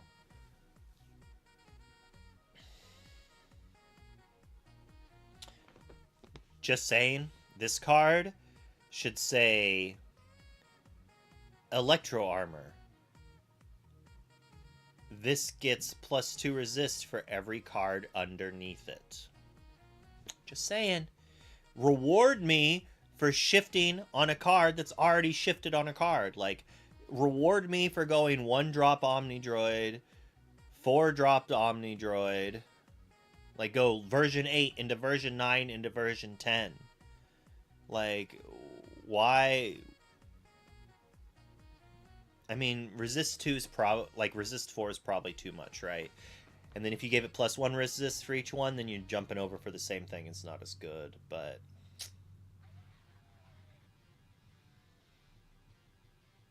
Maybe say for each card underneath this, it gets resist +1 and 1 extra lore. So then if you shift it on 2 cards, it quests for 4 and has resist 2. It's...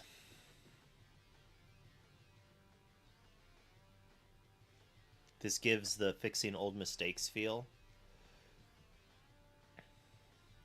It gets better every time you rebuild it.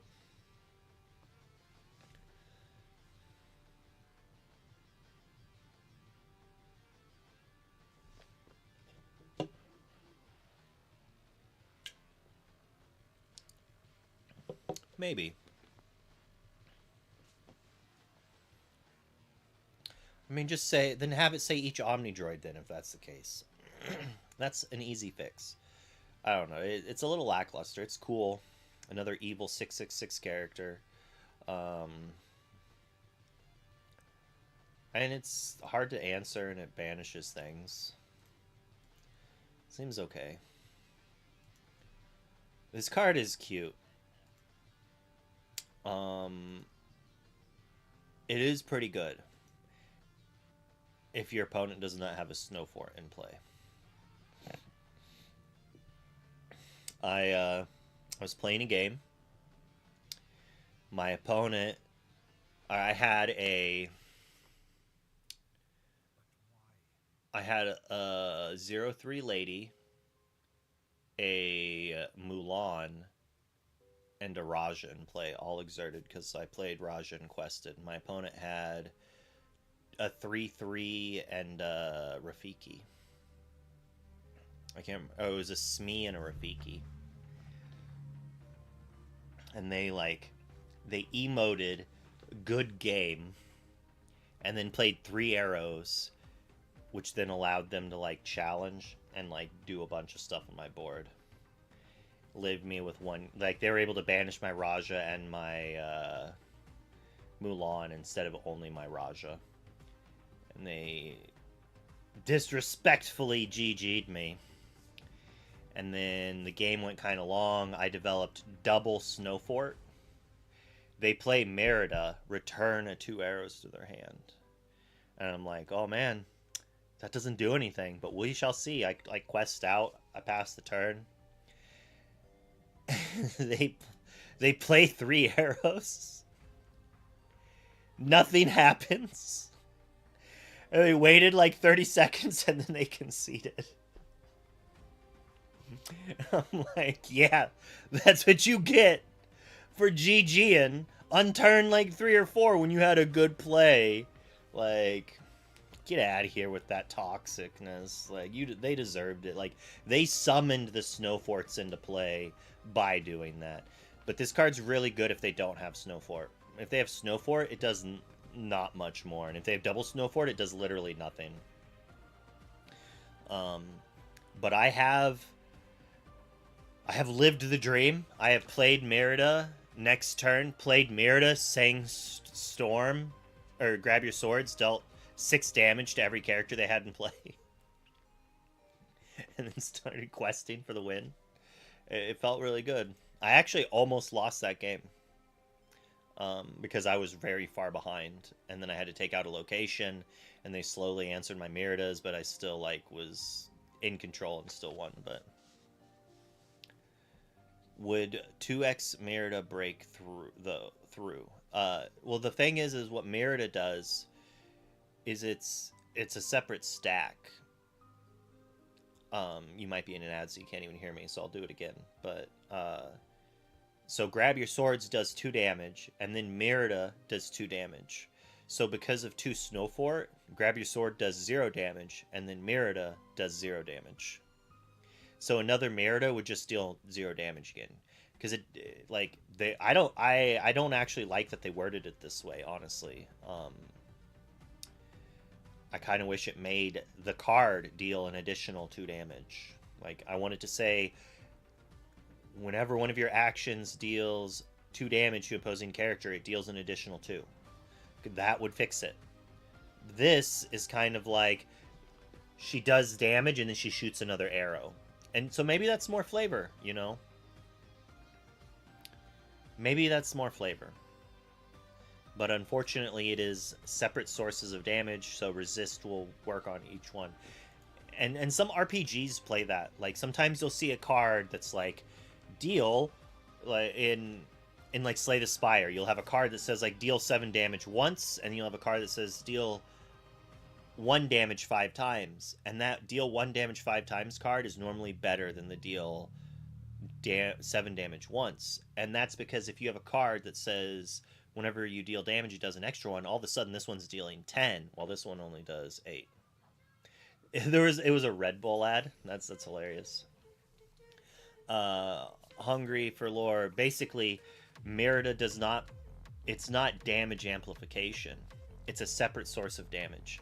So when you play your Fire the Cannons or you Grab Your Swords, it deals 2 damage, resist triggers, resists the damage. So if I have 1 Snow Fort, it deals 1 damage. Or if I have 2 Snow Forts, it prevents the damage. Then Merida triggers, dealing an additional 2, or dealing 2 damage to that target. Then the resist triggers on that. So with a Grab Your Swords, you're dealing 2 and then dealing 2. You're not dealing 4. So resist triggers on each one. So cards... Now, how I said, like, a 7 damage once is better than... Or is worse than 1 damage 5 times. But if they have resist, your 5 damage 1 times does nothing. And your 7 damage once does 6. So there's, like... It is a good area, in my opinion. Like, it's a good technique. It's a good styling of doing things. And I like having that out there. So, yeah. But I do think this card is cool and very powerful. It is absurdly good in Infinity in the Steel Mirrors. Like, having your Ursula sing a Storm to deal 4 damage twice and draw 2 cards. Delicious. Amazing. I'm not going to play more than 2 of her. I haven't played her in Amber Steel Song Princess yet with Auroras. I think that could be another way to use her. Maybe in Sapphire Steel as well, just because she triggers your Cinderella. Well, well, well. If it isn't John Smith, the hero who's really a villain. I think the card is great. Steel needed this. Like, Steel needed this forever. Like, this, like, Snake Chips should be rejoicing. In my opinion, this is what Ruby Steel needed to be a real deck. It could never be an aggro deck because it just didn't have any good 1-drops. It's like, I'm playing Moana as my 1-drop, or I know there's, or Tinkerbell. Tinkerbell's like your best 1-drop, right? And that's not an aggressive card. Like, it's an okay-ish card, but like it ain't questing for the win, and it dies. It gets banished to everything John Smith gets banished to. Like, I think that this is just like a good card. Like, Steel had a lot of really good 2-cost aggro cards, but those are best when you have a 1-cost in front of it. I think every archetype, every color having like one of these is good for the game, because then every color could play aggro, because you mix any 2 colors and you have 8 1-cost 2-questers of sorts. But I do like the fact that, you know, like, they're different. The Sapphire one is inkable, but you have to like jump through a small hoop to make it active, which should be active the first few turns, but in the late game it's not as good. I like that Amber has a 0-2 as well as Daisy. But the fact that now if you mix any deck with Amber and you have 12 1-cost quests for 2s. Like, dogs can't leave the format fast enough. Like, these are all good decks, but with Under the Sea dogs in the format, they're not going to be that good. And unfortunately, we're not going to have, like, Daisy's going to rotate, so we won't have that afterwards. And that's maybe a good thing. Maybe. Hard to say. I lost to this Gizmo Duck in Infinity. They had no cards in hand, they had no characters in play, but they were at like 16 lore. My hand is Sudden Chill. We don't talk about Bruno. We don't talk about Bruno's Sudden Chill. They play this, pass the turn, I draw another Sudden Chill. My board is 4 2/3s or something of the sort. Like, it was like a Diablo, an Ursula, a Max Goof, and maybe another Ursula or Diablo, right? But I can't play either Brunos because of this. And they just quested and played a character, and I just didn't draw anything. I think I drew another, like, do nothing.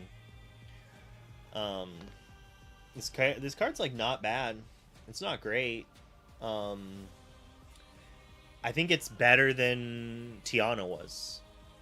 Like, unlike Tiana, it's inkable. Unlike Tiana, it's a 5/4. Unlike Tiana, well, I mean, that's the same thing. Tiana's ability is better.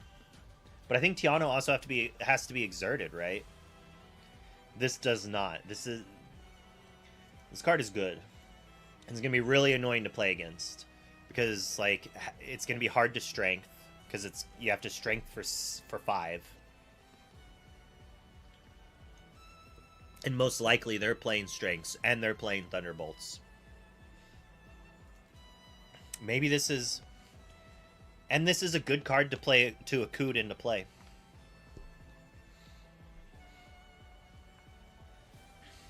But it does, just like Tiana, it dies to Maui. So, just saying. People aren't talking about it, but there's a high chance that, like, we're in a Maui format again. This is the card that you get to play with those locations. During your turn, whenever this character becomes exerted, you may play a location from your hand or discard. Or discard for free. How do you exert it the turn you play it? We don't really have a good way to do that, right? Yeah, but if you're not questing with this Snake Chips, it's not good. Like, just using it to stop a beat press, like, that could happen. But you're going to have other characters in play. They're just going to Maui those instead, right? So, like, if you're not questing with this, you're probably losing, I think. or you're so far ahead you're not questing with it to lock the game. But that seems, I think that's a rarity. That's like not happening all the time. Sapphire Steel with Spooky Sight, Lumiere, and Tinkerbell.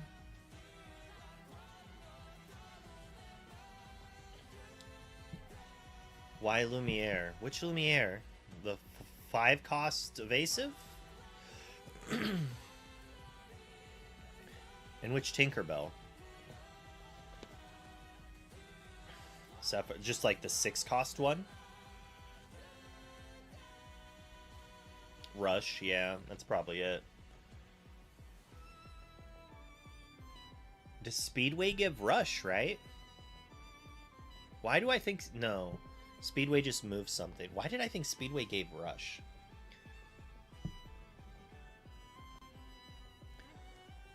Oh, yeah, okay. Okay.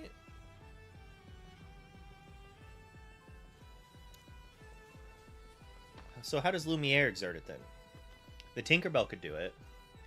Oh, if you have Lumiere in play and the Tinkerbell. I got you. I'm scooping what you're pooping. I'm scooping what you're pooping. I see. It's pretty funny. I don't know if we're going to jump through all of that. But that is... You're right. That is one way to get him exerted and gain you lore.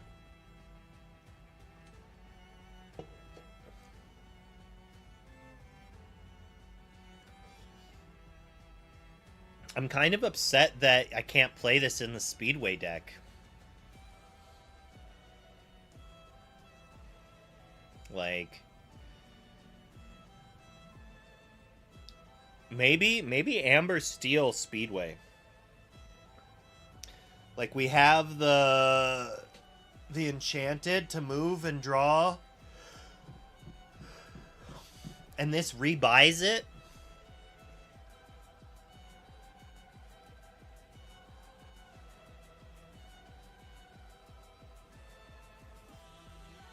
Also, the way Hold Fast is worded, it does not say whenever the location it is at. It just says whenever any location. How am I moving it to Speedway? I'm playing this card.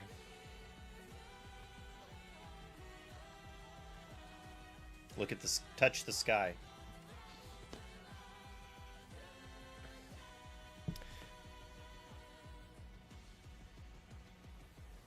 You could play Lose the Way. Which one is that? Is that the Emerald one? We're playing Amber Steel for the Speedway, though. So I think Touch the Sky is the only way, but let's Google Lose the Way. Let's see. Hey.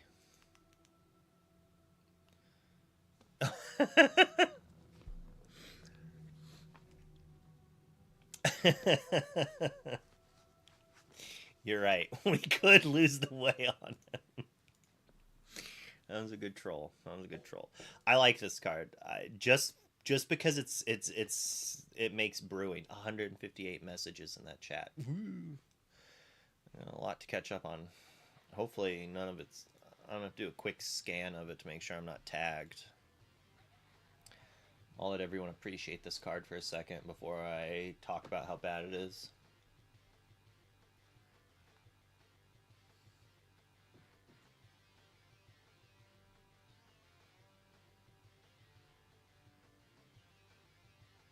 I don't know how to find my analytics that swap up for ages. That's got to be like a YouTube thing, right?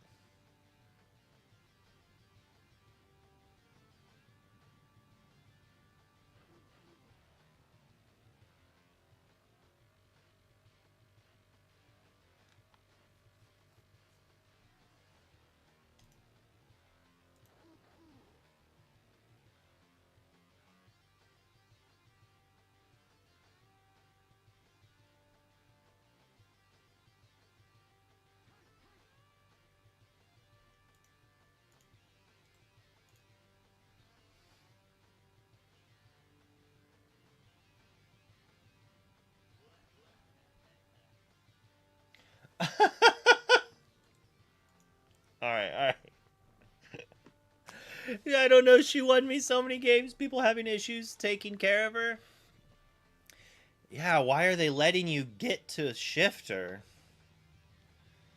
Your characters gain resist. Alright, so it does have resist herself. That's interesting. Normally they like to poorly word it and say resist 1, and then your other characters gain resist. I like this, all characters. During your turn, whenever another character is banished in a challenge, you may ready chosen super. If you do, they can't quest for the rest of the turn. Yeah, I mean, she's got a big body. Like, she has resist, she quests for a lot. If everything works out, it's pretty good. If your opponent does nothing, she's pretty good. I think that's kind of where it's at. But maybe shifting her and then challenging down lets you restabilize. What is the shift target? I don't even remember seeing a smaller version of her. Is this our only shift target? It's a pretty fragile shift target.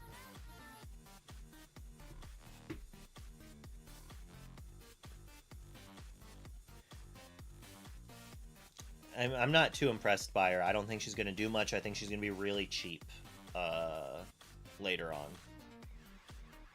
Like, she's going to start out really high. People are going to think she's absurd. And so the thing is, she is very good. And she does so much. And will win you some games, right? But she's really expensive. Any 7-drop shift 5 should be coming into play and drastically impacting the game. You shift this, you're like, oh, I've got all this, and they're just like, let it go. Into the unknown. Hades. Like, I'm Blurple, and I'm the most played deck, this does nothing. Right? Or, if this card does see play, and the steel decks are like, oh no, I can't deal with it! They're just gonna start playing World's Greatest. So, like, she could have an impact on a meta to make the steel decks play differently if she sees play. Unfortunately, I just don't think she's going to be good enough. That said, I like the fact that she sings Beyond the Horizon on her own. Like, I think that's cool. I'll happily be wrong that maybe she's like a 3-star, but like, I just...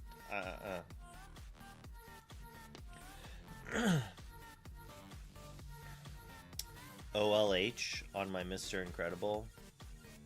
What is OLH? Is that the Olympic thing? This card is not bad at all in One Last Hope. Okay, yep. This card is not bad in Infinity. I mean, so if you're playing cards like One Last Hope, I'm already not impressed with your deck. It's so many hoops. And it does require those, but when you get it, it feels like it feels like a blowout, right?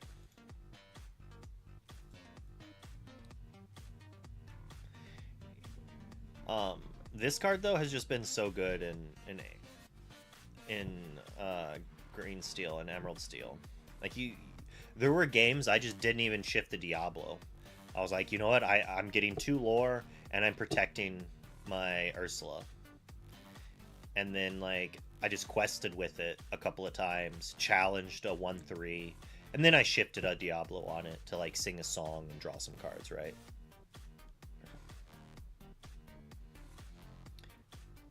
Yeah, and there's Pete's 3-cost Pete is a villain, right? Maybe there's enough actions now that we have Brawl as well. Maybe 3-cost Pete's good again. Maybe there's an Emerald Steel list in Core. Unlikely, but maybe. Maybe. Even without the Shift Diablo, the card's, like, not bad. It's like a bodyguard that quests for 2 and is a 3/3. Do you have a good 1-drop for this? No. Not really. It's kind of weird. Now that I'm thinking about it, I think every single one cost quest for 2 character is a hero or an ally. Like they're all good guys. It's like Daisy Duck, Sultan, Curse Merfolk is an ally, but also a good, like a victim, right? John, that son of John, whatever his name is, John Smith is a hero, but he's an ally villain. He's a villain in my heart, but like the game has him as a hero even. But they're all like heroes. Maleficent, oh you got me. There is one villain.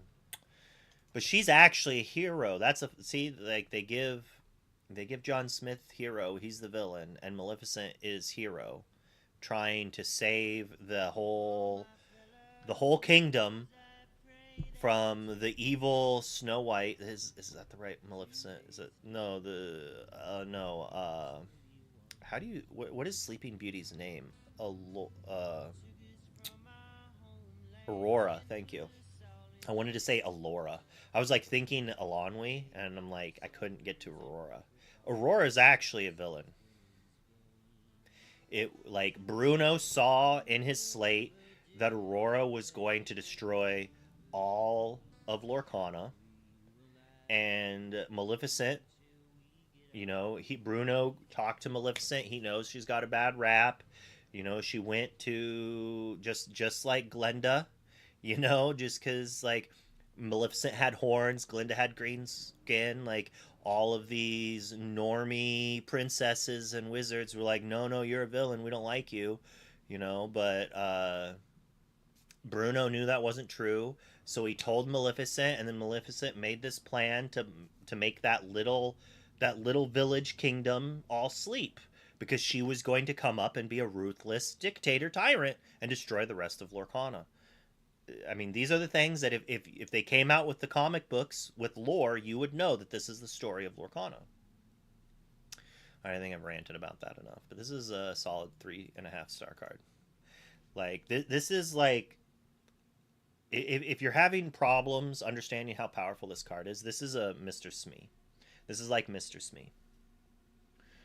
You don't get to necessarily like draw cards like you do off of Smee Rapunzel, but like protecting Ursula 3. Ooh, a bodyguard that's also a shift target for Diablo. Woo! I haven't played this in Infinity yet. I'm playing one Fire the Cannons in my Merida list, which has not been terrible, not been great. I haven't tried this yet. I think this is not good enough for Infinity, even with the Merida buyback. But I think in core, a deck running 4 of these and 4 Meridas could be a shell. Like we could have a Sapphire Steel control deck just because of 3 arrows Merida. It's like 3 arrows, strength, the 4-cost one, play some ramp. So we're like fire the cannons on your 1-drop, then we're Tipo / Sail, then we're playing Cindy / the 4/5 Hex or Ward. The next turn playing Merida and then singing Zeus to deal 6 to their Surfer they accooted into play, or dealing 6 to not a Hades, because if they played Hades they would answer our Cindy, but if we had played the Hexproof thing they just wouldn't play the Hades. But it answers a lot of stuff. Steve.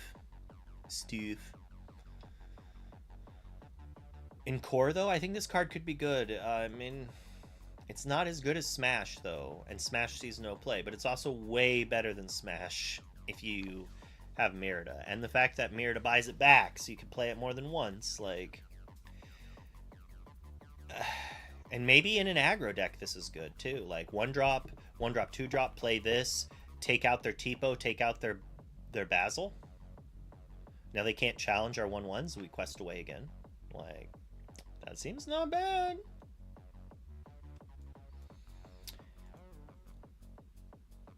I mean, this card's cool. I liked how dark the foil was when JD opened his foil up. The name of the card is just so good. That said, I don't think the card's that good. Like, we're already in a we have to challenge our opponent to do stuff, but, you know. Alright, Snake Chips, how's this card been for you? I know you've tried it. Don't tell me you haven't tried this card, Snake Chips. Bert, Maleficent biding her time, yeah. Yeah, Bert said it before Mog did.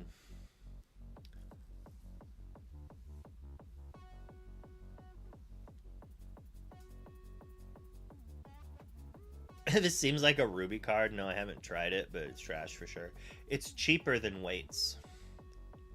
I think it's better than Weights. So, Weights, I love that card. Alright, I love Weights. A lot of people don't know that, but I really like it. And the reason I like it is because it's absurd in Limited. Absurd. But in Core, they just don't play into it. So to best use Weights, you have to have 4 ink open. And then if you're playing 4 and you're trading a character, you actually kind of puts you back a little. And the thing I like about Card Advantage is that they don't see it coming. And you can double card. You can play another card. You can use tempo as well, right? Weights is better if you're going to be challenging multiple times. I mean, Weights is probably still the better card. But, like, this kind of fits a different scenario. And you could play this in non-Ruby decks. You could play it in, like, Green Steel or something. But... And even in Amethyst that has the Exert, so you could then exert something and challenge, I'm not going to have 7 ink to play Elsa and this at the same time. You know what I mean?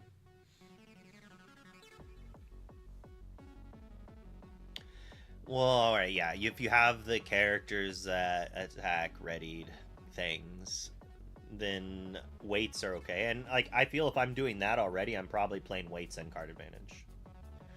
And you can play 2 of these in one turn, that is correct.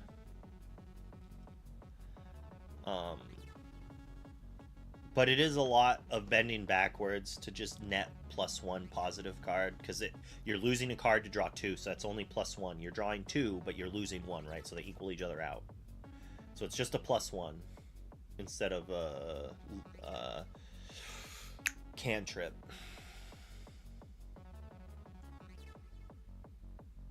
I don't know. Is cantrip magic pilled? Because we say it in Magic, but I'm pretty sure a cantrip is like it has a meaning. Oh, it's a magical spell. It's from D&D type things. Oh, wow, it even says Gaming Magic the Gathering. A card that provides a minor effect and allows the player to draw a new card. Opt. I would argue that Opt is not a cantrip. For one reason. You're not just drawing a card. You're filtering between 2 cards. I understand what they're saying. But in my mind, Peak is a cantrip. Because it has an effect, and then it just draws a card. It does not manipulate the card you're going to draw. There's not a term for that, but I digress. That's like saying... Develop Your Brain is a cantrip. Develop Your Brain is not a cantrip, in my mind, because you're looking at 2 cards and putting one into your hand. But I guess this is where it's first from, I think. A 0-level spell. Fantasy literature.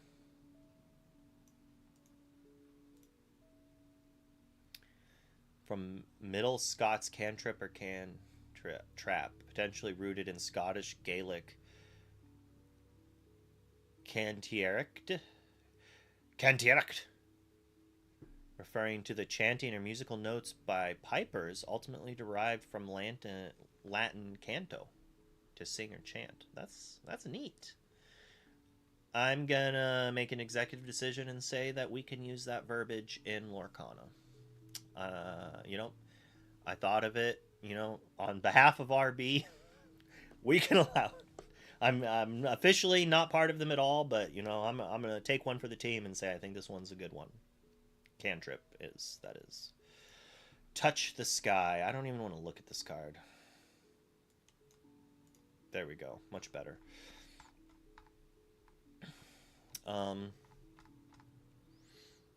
I mean, it's cool. It's gorgeous. If we look at this version, this is also actually really good art. I like how it's like shifted because the world's weird, I guess. Maybe. Why is it shifted? Actually. Because she's touching the sky, maybe? Move a character of yours to a location for free, then draw cards equal to that character's lore. 2 cost. Move your character to. It's a song to boot. It's a song to boot. Pay 2. Move your character to Speedway. Gain a lore. Draw 3 cards. Gain 3 more lore. You draw cards equal to its lore, not gain lore equal to its lore. That's better, I guess. So then you move your character to Speedway, draw 4 cards. View. Really? When do we see Wonderland's 3rd grade picture?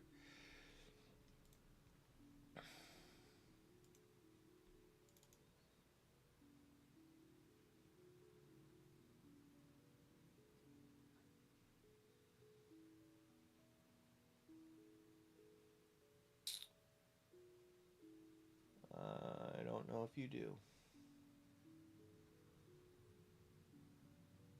Oh, here you go. This is how you know how old I am. Look at the Diet Pepsi. Speedway doesn't have lore on it? I thought it had 1 lore. That's how you know I'm elderly.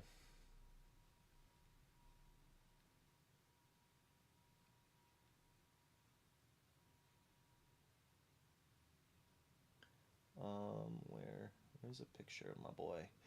My boy!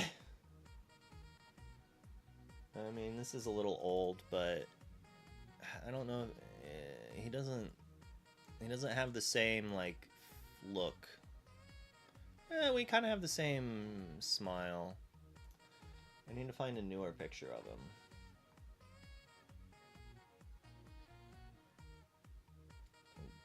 But those are all, like, on my phones.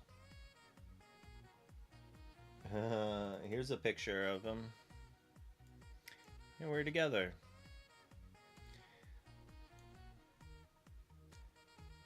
Oh. I like to Photoshop. Who the fuck?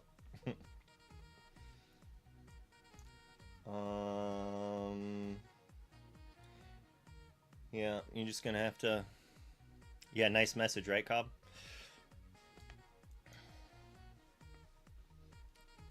Dude.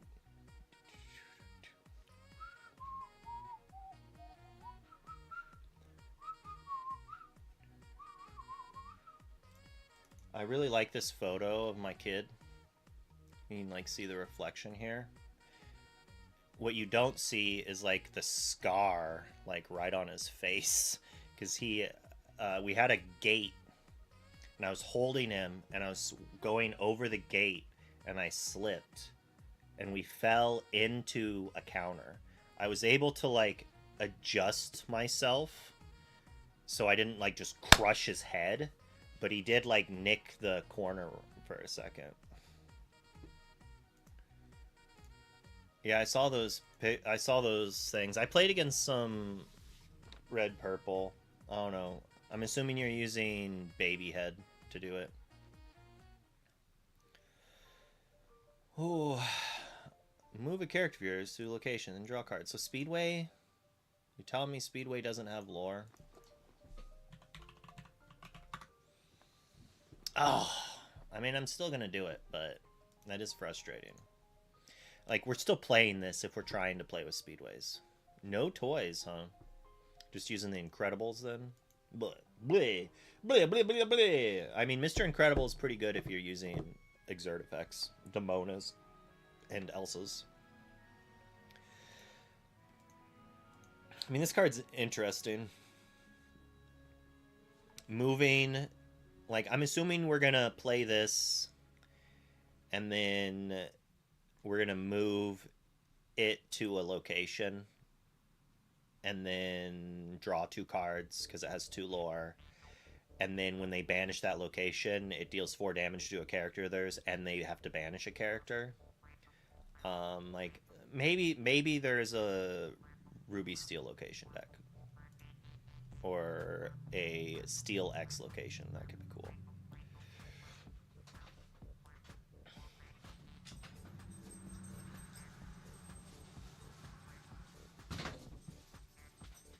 It could be neat. Treasure Mountain, really expensive.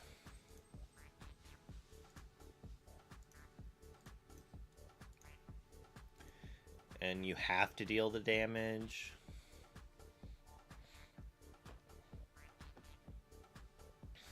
Maybe. It is hard to answer. Oh, he can't play it for free? Rough. Does Pocahontas prevent locations from being damaged as well? Or does it just say your characters can't challenge? That'd be funny. Your other locations can't. Yeah, we just bring back the wall, move him to it. Like we quest, puts it into play for free. Pay 2, move him to it, and they can't challenge the other locations. And when they challenge this, you shoot something down. Did we just break the... How is this card only $12? Bruh.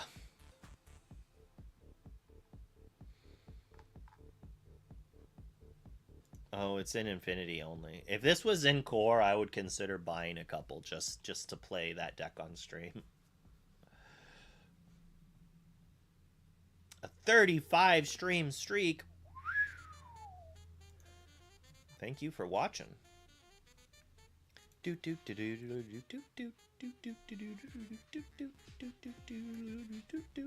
You know, it's been a hot minute. I haven't done a giveaway in a long time. We will celebrate Cobb's 35 stream streak. I will find a card to give away. I have invested in enough random foil cards that I have no problem signing a couple and sending some out. Easy peasy, lemon squeezy. Draw a card, then choose and discard a card. No thanks. I mean, it is a one cost. It is a one cost item that in the late game I can filter my draws. Like, it's not like great, but it's like I like it more than a lot of the other one cost items if we have to do it. What is something that you'd like brought into the game that's not currently in it, like IP or character wise? I mean, Bluey. And Bluey. I want to see Bluey. The Gummy Bears.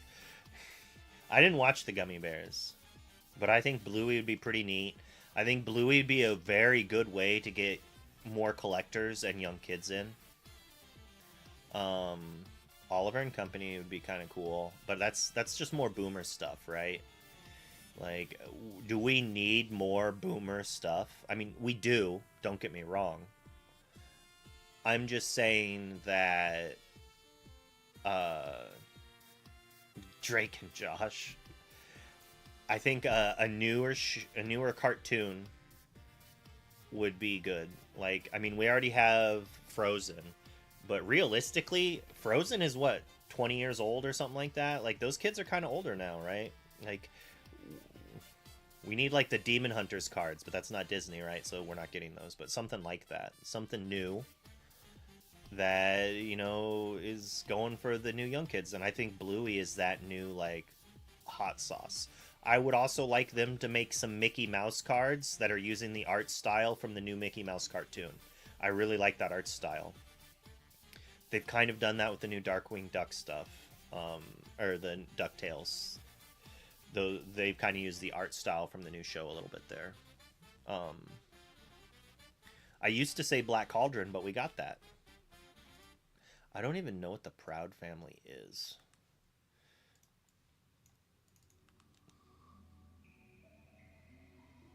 I have actually seen a couple clips from this. I had no idea that this was a Disney show.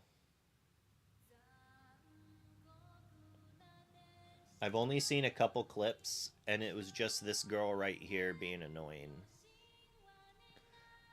And I don't even remember what it was. I just have a slightly negative feels towards this character, and I don't know why.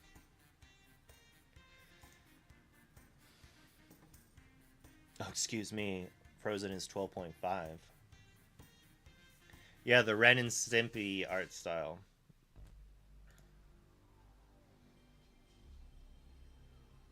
So let's watch the trailer. All right, that's it. But Mama! Dinner time is the time for us to connect as a family. We talk all the time, Trudy. I'm not playing, Oscar. You know you I are feel one, I two, am this all the way to mother infinity. character. Ew! My daddy said never talk to a strange boy. That's it. You're going to military school. Who's the dad? His voice sounds really familiar. This is the remake? Hut, 1, 2, 3, 4. Celebrate Black Beauty. Your skin color is a gift. You're like a Because she fairy looked herself. godmother, but black. So what are we gonna do next? Fly on a big giant bird? That's Andre This 3000? is a dream come true. That makes sense, I guess. Get in. Oh! Abashing. What'd you say? What? I hate that I thought I've that been was funny. waiting for I'm this not gonna action. lie. I should have known. You have my attention. I do not remember being this dramatic. Good luck. You'll need it. But that ain't all. Really? There's some big names in this. It's gonna be some drama, Mama. That sounds about right. Ooh, I am in. I'm gonna call my friends right now. You can't be serious. I mean, So you said that was a remake? Oh, who makes Aquanauts? Octonauts.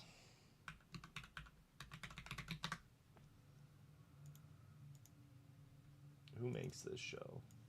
Got to do it on the other screen. Who knows what's going to pop up, and I don't want you to see how bad I am at spelling. Looks like Hugo's got the clan. Yow! That thieving dolphin just stole it! If the I mean, if you know anything, you know this is why we need Octonauts. Right here. Right here. Mog already knows! Quasi! Hey, sir. Dishy. Wait. Turn up. Turn it! Quasi, activate creature report. Report. Creature report. Creature report. Whale sharks are definitely Check. the biggest fish in all the sea. I need a card called Creature Their Report. mouths really wide and eat whatever swims inside. Though their mouths are oh so huge. Whale sharks are like to eat teeny tiny food. That's right. Go whale sharks! Go whale sharks! Go whale sharks! Go whale sharks! Creature report. We're done with our mission. Octonauts at ease until the next adventure.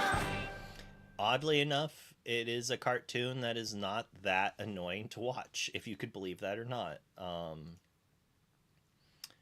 Not that terrible of a show. There's much worse cartoons to watch with your kid.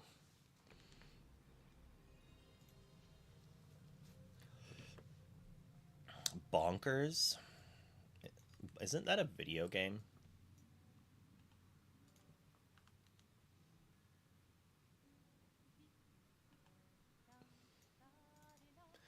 We're just watching, like, TV kid trailers.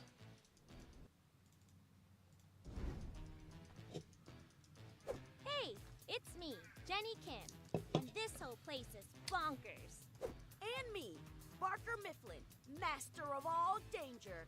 Don't miss the gigantic adventure we go on in Bonkers, the animated show. Bonkers, the show where no one has necks. For the Riddlesy Joke Show, it's a hoot. Ben tells the jokes, and I solve the riddles.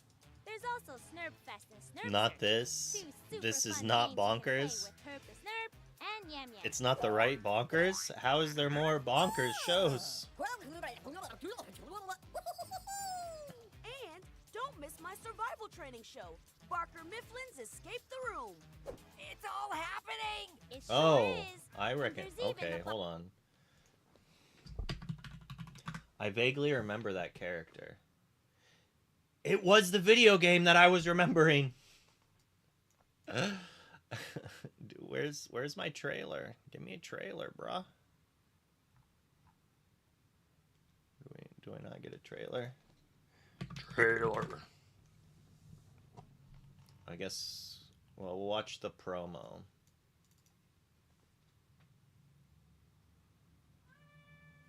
I don't want to hear it, Kitty. Coming up next, crime-fighting tunes are on the loose and cleaning up the city.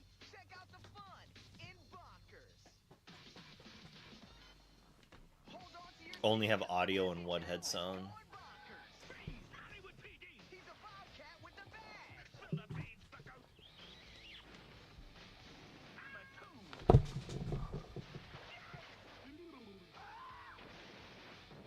Meow at me one more time, cat. See what happens. This is like Animaniacs and like Freakazoid style stuff.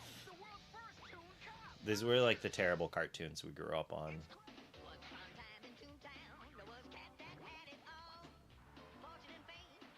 Not a fan. It was that era for sure. Cobb's like, how dare you not like my bunkers? Fat Cats Club.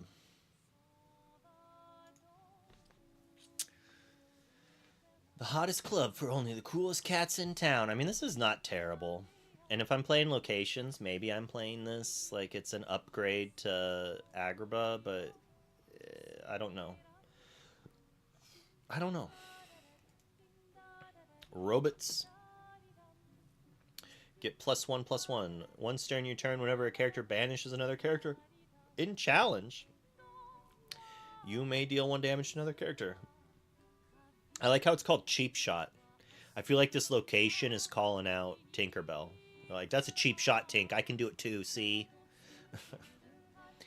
I'm sure Snake Chips loves this location.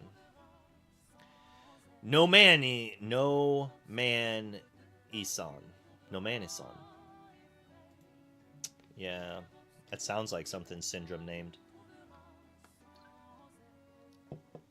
It's kind of cool. It's probably really annoying when they play it, they move a character to it, and just like wreck you. Yeah.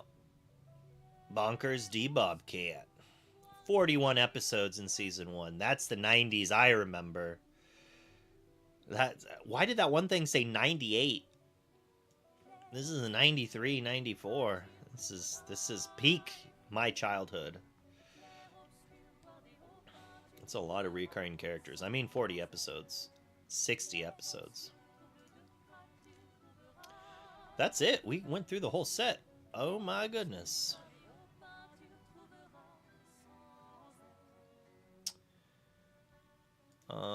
Do we rate these cards? I mean, I'm happy that they gave the 1-cost Woody an epic, so I can play max rarity deck and shift my enchanted on an epic. I think this is probably a good card to have just because it's good. Here's the 3-cost singer to sing our in our Amber Sapphire deck, sing our whatever that card is called. I can't even remember what the old version was called. I could never remember.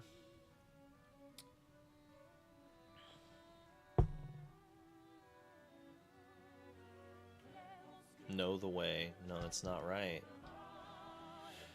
You know what I mean. I think it's fine to have epic. This? No. 1 star. 1 star. Not worth an epic slot. It's not an...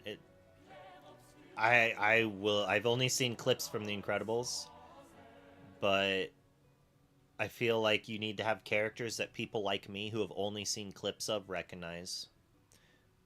I don't think they're going to recognize that. I think people would recognize her but not as much. This is like a middle of the road. This is like the least main character type of character I would want on an epic, if that makes sense. Like theoretically Rex is probably like a 4, but I mean, like, everyone's seen Toy Story, knows who he is, and some people who haven't, you still see him on like the box art and stuff. Doc, I think this is fine. It's also one of the better ones, so it's like a hit there. Good job there. Same thing as Woody. You want to have the epics on the Buzz and Woody. People are complaining they're not like the Iconics, but they each have Enchanteds. Like, I think that's pretty good.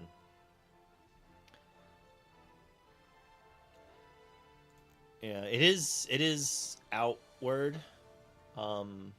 Where does he line up? Is he the top right? It'd be 1, 2, 3. No, he's... But the bottom right is Sleepy. Bottom right, I think. He's the bottom right? So do they not go in cast order? Yeah, okay, I would... Now that I'm thinking about it, I think I agree. I don't like it as an epic. Because of the full art thing. Although, if he was in any of the locations, if he's not in the top right or bottom right, then I think it's good. Did I not take a screenshot of that? I must have deleted it.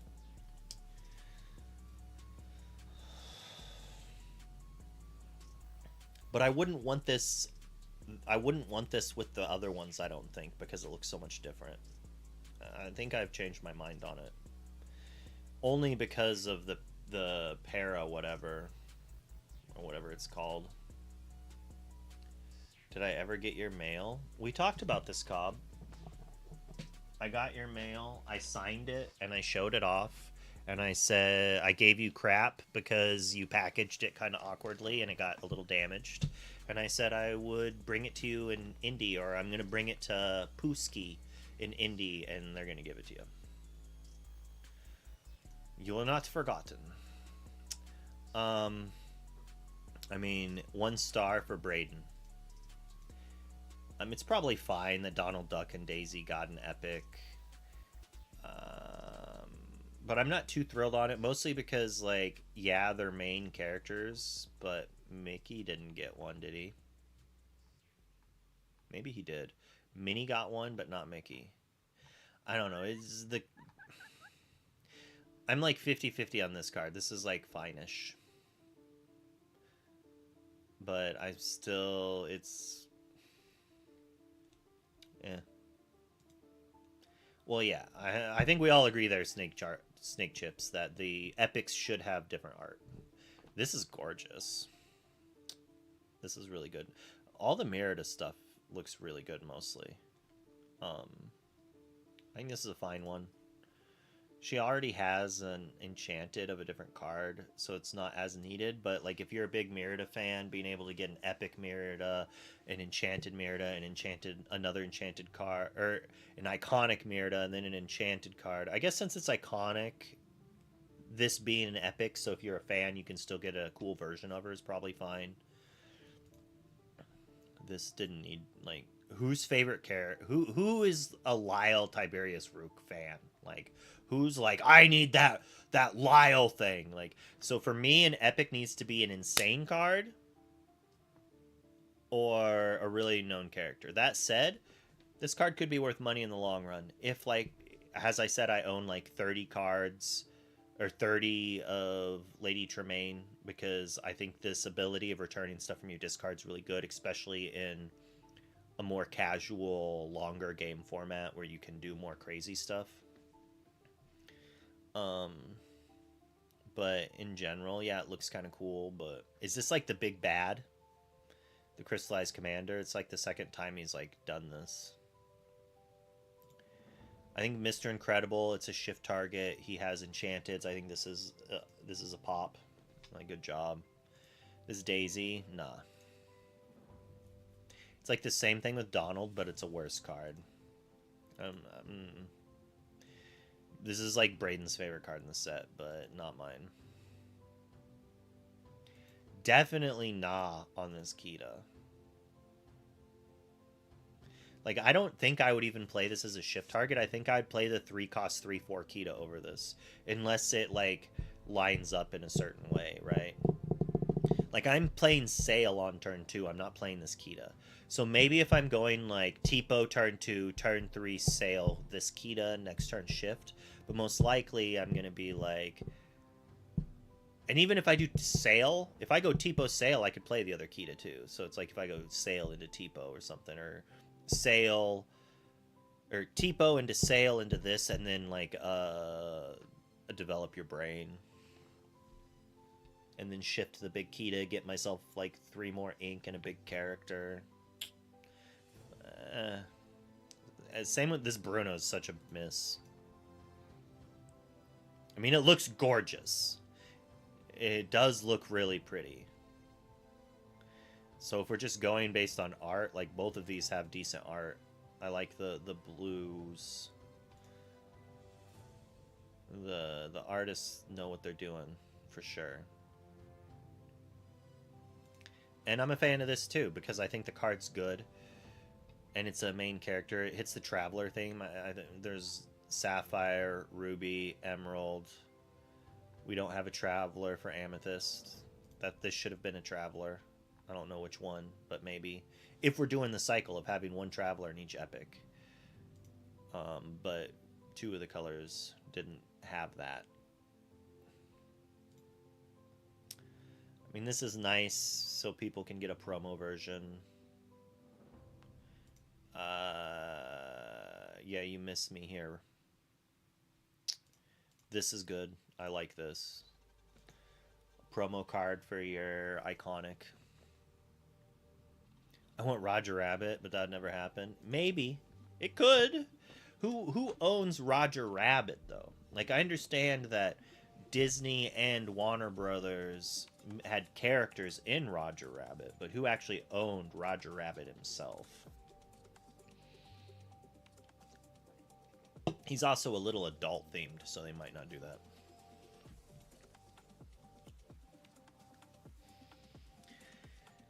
This is a little too brown. If Roger's Disney, then we could get a Roger Rabbit. We'll never get Jessica. Maybe. But not the way she is in there. I would like this a lot more if the vines had more color to them. It's too yellow and brown. Like this, I feel like I'm playing a Counter-Strike match when I look at this. It's just like all browns and yellows. Jessica's break glass in case of emergency. Yeah, it's too much. I want some other color in there. I don't know. Like, put some red roses in there to accent her hat, right? Her hat is also...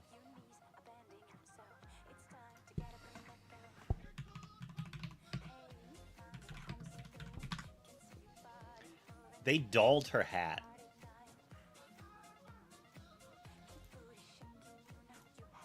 Like, that's a pretty red hat. It's very red here. The toy, it's a little dulled, but like... It's pretty in the... Where's a clip from the movie? That's pretty red. And that is not red. Like, they definitely washed the colors to make it look more yellow, and I don't like that. I don't like this very much, honestly. And I think another thing is the fact that the circle is complete. Like, her partition of it is complete, and it makes sense because it's a lasso, but... Like, I think they could have had the lasso just take up this area here, where she's like swinging it, and it could have been like half the arc here, and the rope here could have been like completing part of this other arc, and this part of the arc could have been made by the vines. That might be another thing that's bothering me, is that this circle's complete instead of broken and created by the background, because like a lot of these, it's the background creating the circle, right? I mean, yeah, this has the space stuff, but like, you know, the plants make the circle. Like, the arms are making the circle. Whatever the shenanigans are is making the circle. I mean, this one's a little complete, but there's also stuff on it. Like, insane detail here. But this one is brown. It doesn't match the rest of the colors scheme to me. But if you want cowboy, I guess it's cowboy. Sorry, cowgirl. This, on the other hand, like, out of the park. It's gorgeous. I mean, I think most of the Isabella cards, like, are gonna look really good because she is flower-based, right?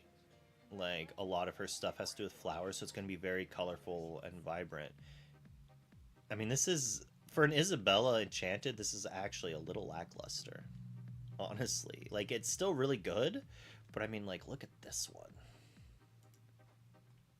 Like, look at that. And then look at this. Where's the gold? Maybe these. This is probably one that looks way better in person. And who knows, maybe this will look better in person as well. But I do like this one. I think that's a hit.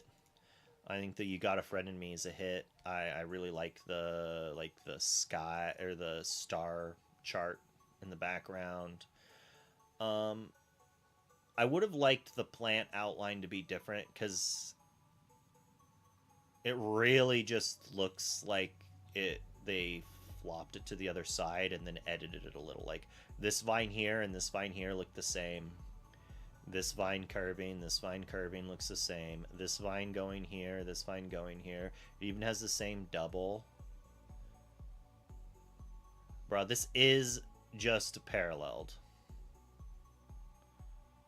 Like, it literally feels like they just spread, like they did one side, flipped it over, adjusted a few things, and they're like, oh, let's put this here instead of these here. I don't like that.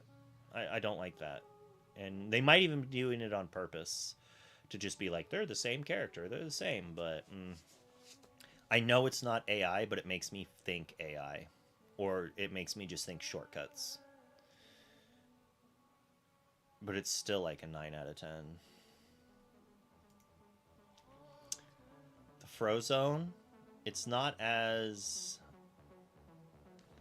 like claustrophobic in there, but it still has, like, his ice is making this part of the circle, then this circle here and here. I kind of wish it was a better card. Like, but it's got some fire art. I know this is JD's fave. I like that he's like freezing his power and tough, or his strength and willpower is kind of cool. And then his lore looks iced. It's got like ice sprinkles, although they all kind of have that, but on his it looks a little better. But it's also missing something. It's missing like another color to like pop. But maybe in person, all these gold things are probably like really cool. Nightmare Before Christmas would be fire. That's another one that I really want in. Wait. I think this looks great. I think the border on this one so far, out of the ones we've looked at, I think I like the most. Like, I feel like this, with Isabella here, like the color scheme would go, but I like the deep, vibrant purples. And her little shield. When did she get a shield? I mean, it's on a couple of her cards, but it's kind of neat. Why is that not an item that does something? Give something resist. I like this one. I'm not a huge fan. The flowers are pretty. The circle is almost too small. And then this is... I get that it's trying to be the tapestry style, but I don't know. It also feels like something's missing. It's like a middle of the road. I like it more than the cowboy one.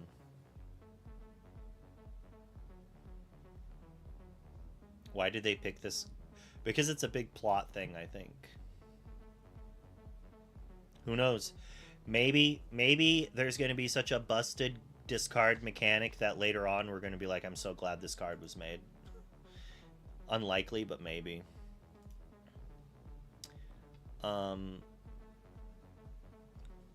This one also, like, I don't like as much because it's closed. Like, it makes it, instead of like one circle, it's like an 8. I'd almost like it more if it was the alien here going like this and the claws were open, like they were coming down on him. But I do like the rest of the border. It's just I kind of wish he was flipped over and this was open, just to create the full circle. But it is pretty cool. It's like a 75% for me. I know a lot of people love it, so. I hate that card as I just won set champs with the mill deck. Yeah, I mean, if mill becomes a big thing, this is an answer to the mill deck. And it's an item that can be brought back. The art, this is a definite hit. Like, JD's pretty lucky that, art-wise, that he opened this one. It's one of the pretty ones. And it's not a bad card. I think it's going to be worth more than Frozone. I think he should not do a straight-up Frozone for Milo Thatch trade, honestly. I think he might be able to wait and then get Frozone Plus, like an Epic or something else, right? I know he just wants a Frozone. So maybe that's going to make his trade easier. But realistically, I think Frozone is not going to be worth as much. It's a guy. You know, he's not a princess. So the princess tax isn't there. I mean, Milo's also not a princess. It's like the only difference between these two cards in my mind for value is like playability. And I think Milo's more playable. But Frozone, post-rotation, in like, maybe RMB's playing this in his Ruby Amethyst deck. Maybe this is really a fire. Like, if you have a super to make this trigger, it's not bad. I just kind of wish he had... I wish he had Shift. I like this one. It kind of breaks the mold. It's still a circle, but it also looks like 3 circles, right? Which makes sense, because it's that. It's still like Parshway here. It's pretty, and I like the card a lot. Although... I don't... Does her face look weird? Am I just crazy?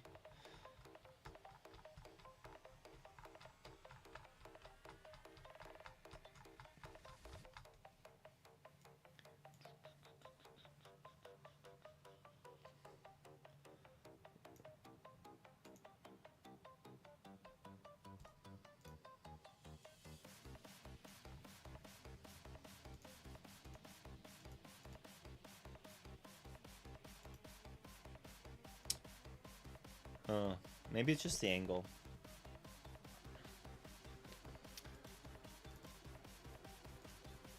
I like this one's circle theme. The yellows, reds mix really well together. I think this is good. And if you watch Incredible, you don't have to see the movie to know it's an Incredibles character and understand. I think that's fine. This is obviously fire. Like, this is like a, you know, here. This is good. Definitely the best non-princess one. Like, all this gold in the air. It's going to be a fire enchanted. Similar to Jack Jack. It's like neat, but it don't impress me much. The circle's kind of, it's there, but it's the side details aren't there for me. I think it's kind of cool. Like, I don't really care for the character, even though I loved Chippendale Rescue Rangers. I mean, I wasn't a Zipper fan. But the circle aspect of this is awesome. And I like that it's like, oh yeah, it's this plant, but it's also part of the circles made by the ship. For me, I like that aspect. And it's so pretty. I hope this card's worth nothing so I can play with them, but it's probably wouldn't. It's just so good looking. This Kita, fire. Fire! Like, the ring around it's, like, okay. But, like, her expression is kind of cool. She's like, ooh, what's this? A piece of candy. Like, her pose is kind of cool. Her hair looks good, and it has all the extra squiggly squaggles I like a lot for color. And then whatever this blue thing is in the background, giving a contrast to, like, the other color. I don't know if contrast is the right word, but I like this a lot. The color scheme's good. She's, like, standing in water or something, gives it another blue hue to it. I bet this card is gorgeous in person. Probably the best enchanted in, like, art in the set. Like, this is going to be so... Like, this reminds me of the Jasmine, where it's just... There's just something about... Is it the Viv Turner? Yep. That's why I like it so much. It's another Viv Tanner. Like, she just is insane. Did she... Boom. She did both of my favorite enchanteds of the set. Like, did she do the iconic? No, she did not. But, like, she did the two enchanteds that I'm like, these are hands down the best looking ones in the set. Same artist. Makes sense. Makes sense.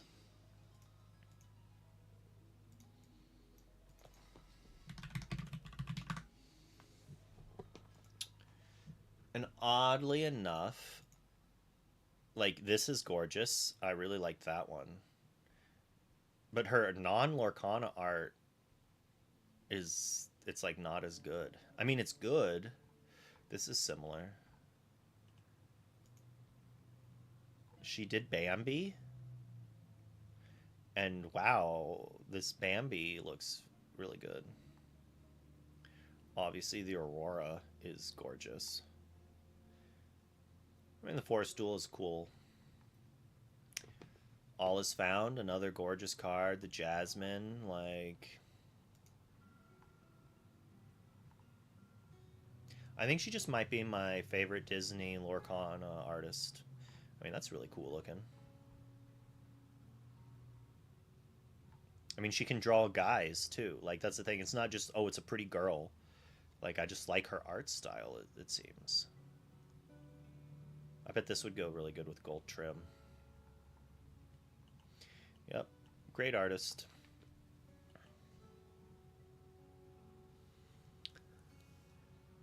Obviously. Best enchanted in the set. Syndrome. I hate his smile. And it's probably, like...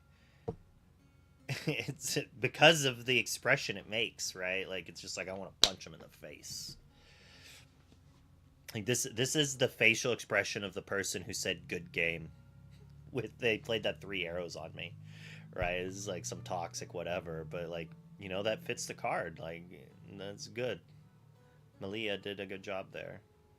I like that the circles are kind of made by this. It does kind of give that figure 8 a little. We don't really have it. It's like almost a half a circle, but the card is a full art. I'd want a little bit more something here to show a curve. But, like, he does have this big oval. But this oval squig's not enough for me. Looks good, though. I like it. I don't know if you would know who this was, though, if you haven't, like... I've seen enough Incredibles clips to know that this is the bad guy, right? But do you know that just from the trailer? I can't remember. Probably do. Miss Incredible. Fan favorite. Did a pretty good job. It's got a lot of curves. 1 second.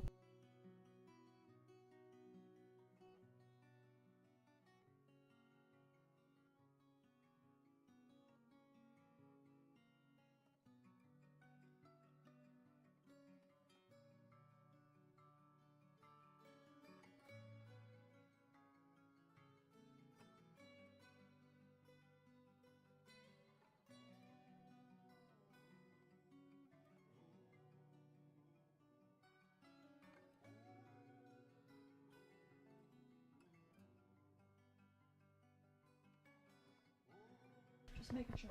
Yep, it sounds good. It's got a lot of curves, says Raven. It does, actually. I do like the circle concept of this, but I don't like the circle just being a flip-flop, and that's kind of what it is, parallel to itself, right? But at least the rocks are in different placements, and like part of it's her hand over here and there. This one kind of makes a big one. This would be one like how Syndrome has the big oval. Like this is one that I kind of would like that, because since her arm goes down here, it does create a big circle. I think this one is fine. This is the one that had tweets about it, where someone was like, I think they did a good job of making Miss Incredible not too hot or not too attractive. Which is good for a kid's game. I think it's good, but obviously second best art of the set. Like it's a toss-up between these two, but I think I like the details of her hair more in this one. It does. She looks good here. I think this one you have to see in person to fully appreciate it. But this Touch the Sky is amazing. Viv Tanner. And we got Buzzy here. Coney, also a great artist. I love how it looks like it's glow in the dark in person. I think this is a good hit. Like, you know, knocked it out of the park. Same with Merida. Yeah, you wanted a Woody iconic. I don't care. I don't care about that. Like, I'm happy that they made Woody an Enchanted. Did they make him Enchanted? They didn't. But he is going to be the set champs. So, like, you're still going to get your promo Buzz and your promo Woody. They're just not paired. And I think that's fine. I think that's a reasonable thing. Especially, like, it makes... So, instead of having to spend $4,000 on your cool... If Toy Story is your favorite Disney movie, and you love Buzz Lightyear and Woody more than any other character, them doing this is saving you $2,000. Right? This is saving you money from having to buy two iconics to have both, right? If you're a big fan of Brave, yeah, you're gonna have to buy one iconic, but be grateful the bear's not the other one or whatever. Like, I personally like that.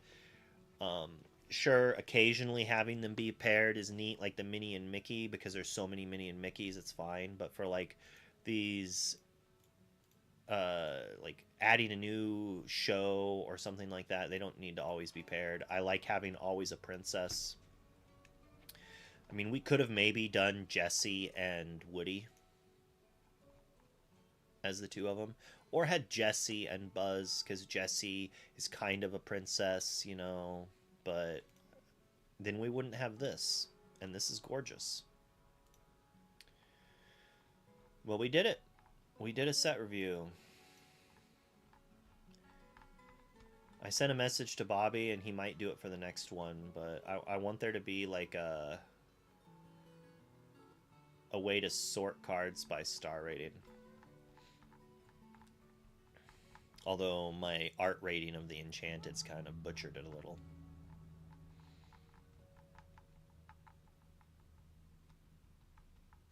Maybe I need to chat with him about maybe finding a way to make the tier maker mixed with this. Like some sort of import feature that I could import this directly into the tier maker, and it'll automatically make like a tier for each star, and it'll populate it. I thought it was a big miss for Epic Supersuit with alt art as Frozone Supersuit.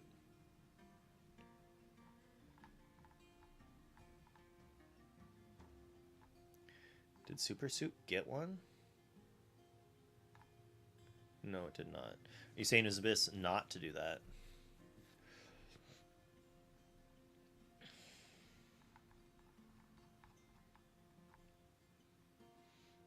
It almost makes me wish I opened product, but you know what? Maybe it'll be like JD's box. I'm getting one box of this set at the pre-release. Let's hope we'll be a gorgeous Enchanted.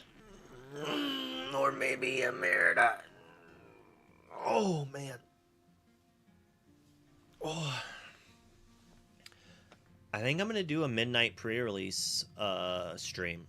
I think I'm gonna stream that Thursday night when we do the pre-release, and then I'll stream my games, and then after the games I'll open packs and chit chat. Maybe that's what we'll do for that. Blue steel items. All right, so Robot Queen's a good item. Ink Runner.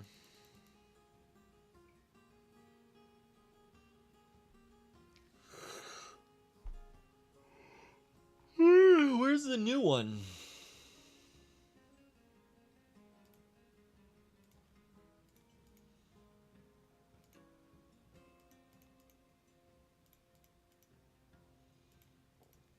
Apparently I do it by set.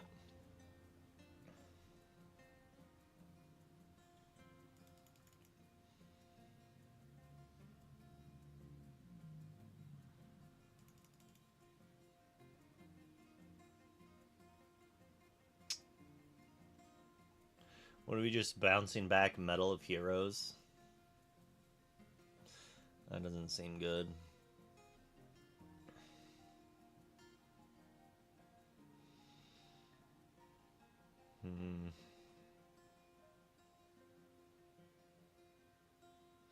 Did I even review this card?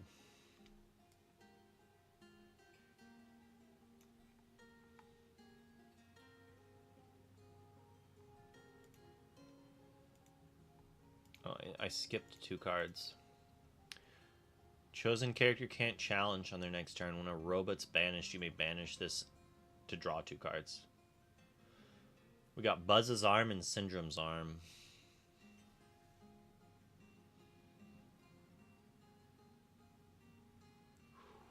Discard your hand.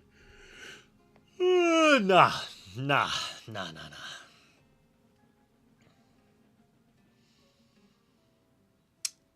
I don't think it's good enough. Like, the cards that are challenging your locations, they don't cost 2 or less.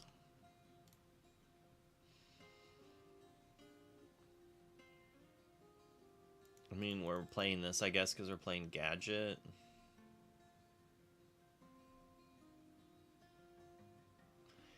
Like, maybe we're doing villain stuff. Like, if we're playing this, then it lets our 4 costs damage anything, but that's still kind of like whatever. This is a card we probably want to play. Like one of these, maybe. 25 items that don't seem that good. Like, don't care about it. This could be good.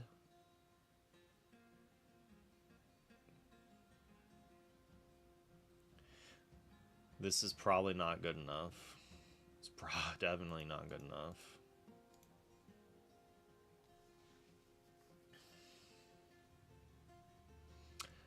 Maybe. I mean, a third items.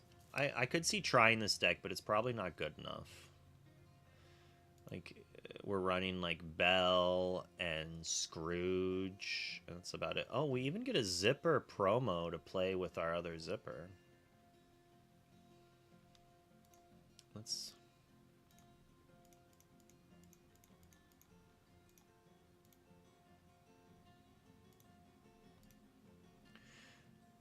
Well, that's lackluster.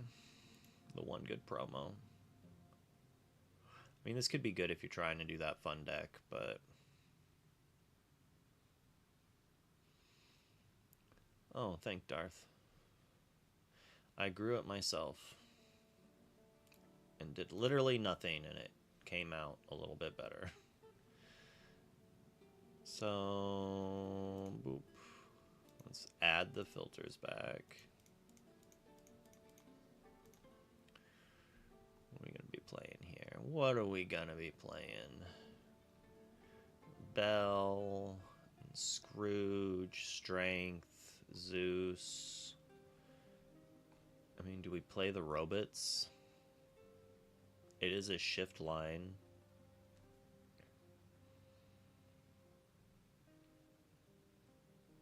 Probably don't need Infra Pink Ultra Scan since we've got Ink Runner.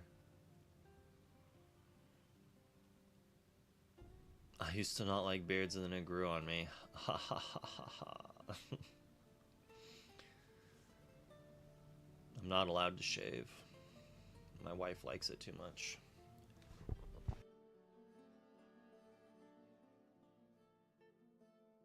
The cat gave me such a dirty look for sneezing.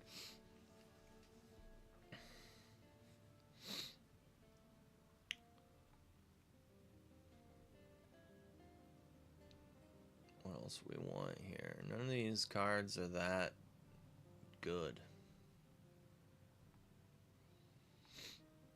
I mean, we probably want to play Sail. I mean, maybe this is an Oswald deck. Doesn't hurt to throw him in for now. I don't think we want Sapphire Coil.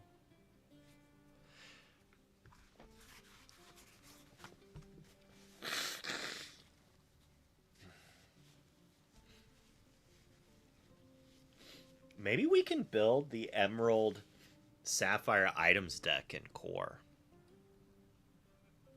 Like, we don't have Fishbone Quill, but we do have bad cards that do the same. Like, we do have the 3-cost item that you pay 2 to activate, right? Trigger Oswald an extra time. Trigger Sapphire Coil an extra time.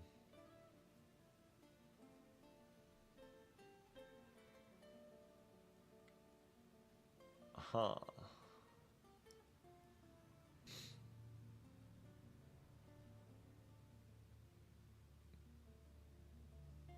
And Shepherd's Journal lets you look at the top card.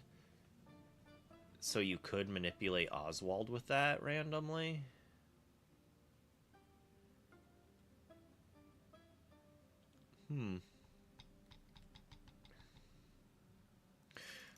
Put this over here for now. I can take it out later when I decide. Actually, you know what? I think it is. Because isn't Inkcaster in Core? Or am I crazy? Maybe Inkcaster is not in Core. Sapphire, let's steal. We got a thing to make our items cost less. Whenever an opponent plays a song, you may draw a card. It's inkable, I guess. Draw a card, then choose discard a card, deal 1 damage. If I played 2 or more cards, gain a lore. Oh man, the good green one's not in here. I want the one that those are things. I mean, this lets me combo with the 6-drop. Snowfort? Maybe?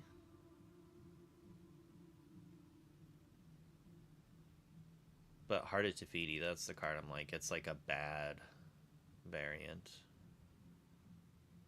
I don't think we want to play the Claw. I mean, maybe this is a thing.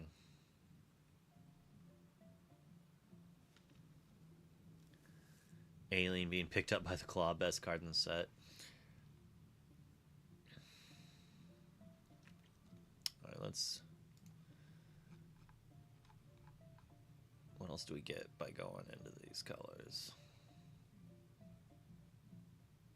I mean, we lose a lot of the removal, but we also gain Under the Sea. How are we trying to Under the Sea, though? We have to have some singers. I mean, we got Scrooges, and we got Scrooges and Bells, right? I don't know if we want... We're at 13 uninkables. I don't know if we want Blue Smoke or not, but, like, maybe 1. When you turn over Crest here... Ready chosen item. Oh, I can activate my Heart of Tefiti.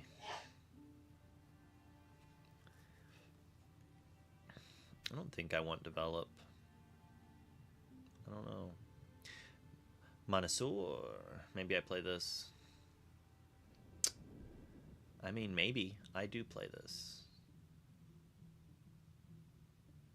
No, I don't think so.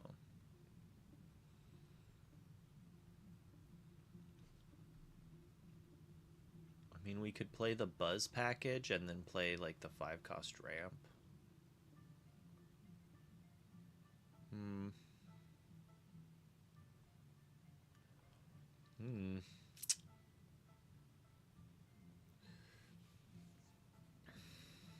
I mean, humorously, we could play Mulan. It's probably not good, but it's kind of funny. So be it. Scrooge McDuck. Shush, agent. I mean, maybe we play Ursula's. Seems free. Get to know if they're going to take out our poor little Oswald. What a curve. Turn 2 Ursula, turn 3 Oswald, or turn 3 Heart of Tafiti. Next turn Oswald, activate Heart, play Sail, get triple trigger. Yeah, probably not good enough.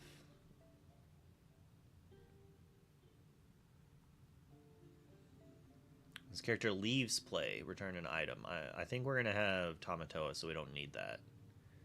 But I do think the 4-cost gadget is good, because she sings Under the Sea and she puts items into play. Where did it go? LOL.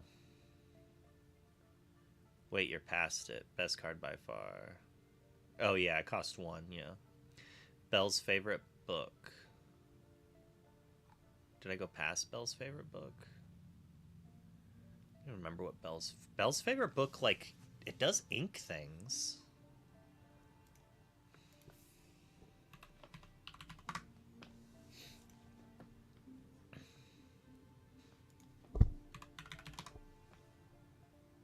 Oh, it's got locations. I was like, what? Banish one of your other items, put the top card of your deck in your ink wall face down, and exert. You know what? You know what? That might actually be good in this item. You're right. Alright, Raven broke it. Raven broke the bad item deck. Everyone thank Raven.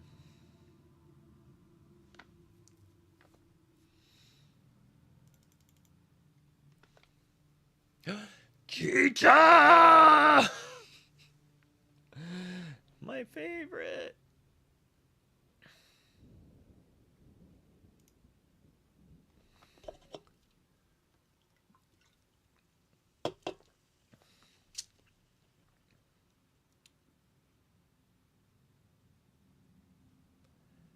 So this does loot a bunch with Oswald. Maybe we'll put 1 in there for fun. Sabotage.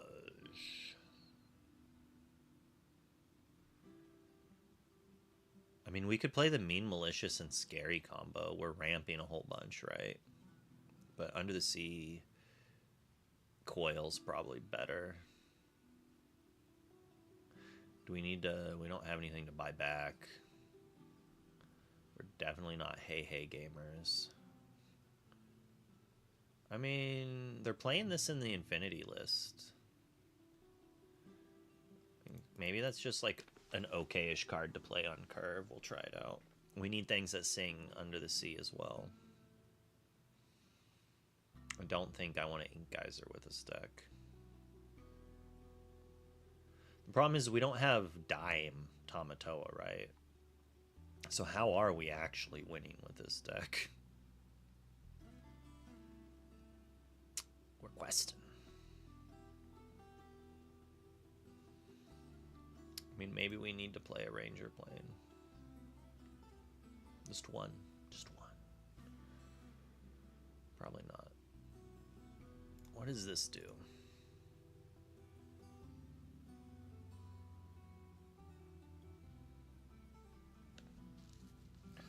I think I'd rather have Belle's favorite book.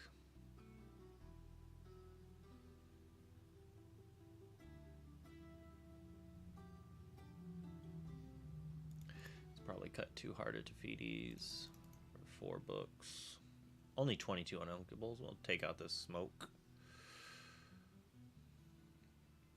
Probably have to take out Chicha, which makes me a Saya Bear.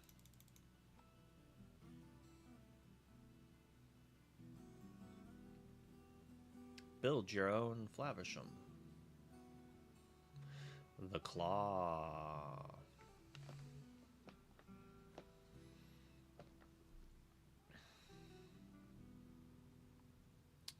So many fun cards I want to try, but they're all like uninkable.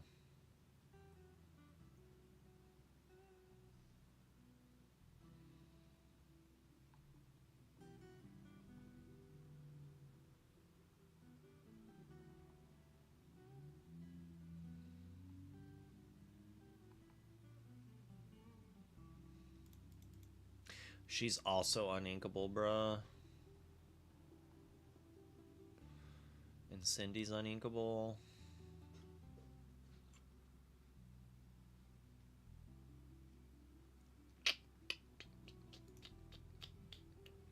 Maybe we don't need Tipo.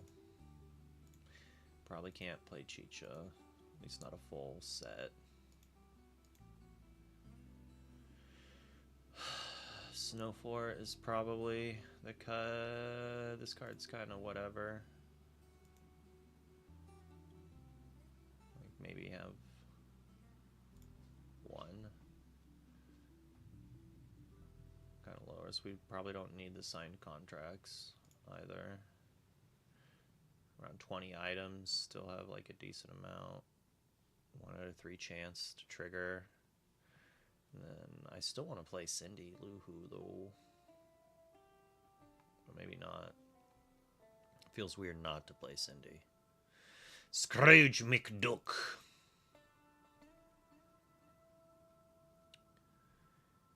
And banish any number of items. Draw a card for each item banished this way. It'd be so cool if it had a card to combo with it. If you just had something to do. Like the deck needs the 2-cost ink caster that lets you ink anything for free. Lets you ink any card. What else can I do?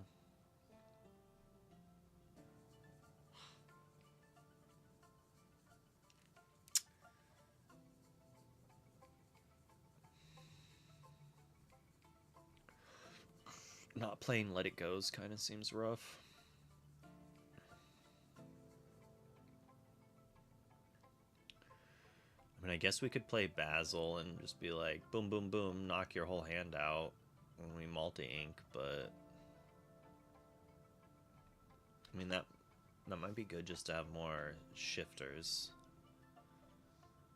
There we go, the 4 Tommies.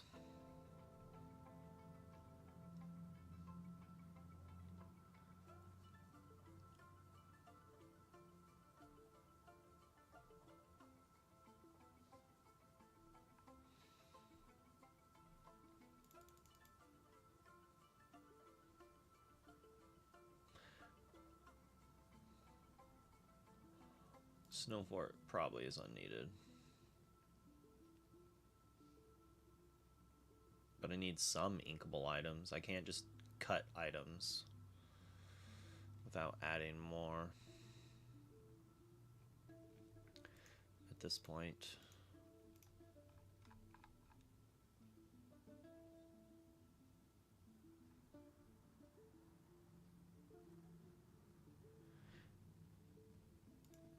If I have an Oswald in play, does Oswald only trigger on my turn?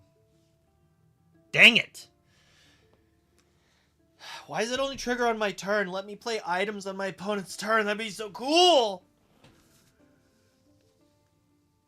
I mean, it says I may play it, but it just says on your turn just to stop, like, let it go, I guess.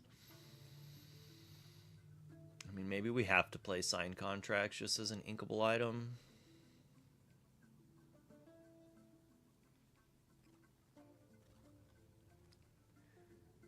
Maybe a fishing pole. It's inkable. It does more than signed contract sometimes. I don't think I want Gadget's Goggles, but... I mean, maybe Gadget's Goggles is good. It's inkable, but I'm playing Oswald, so, like, maybe that's the bad 2-cost inkable item I need to be running.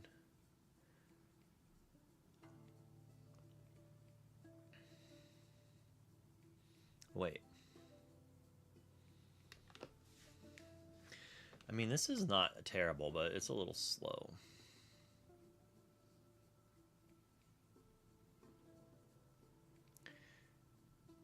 banish your Oswald to put something else into play.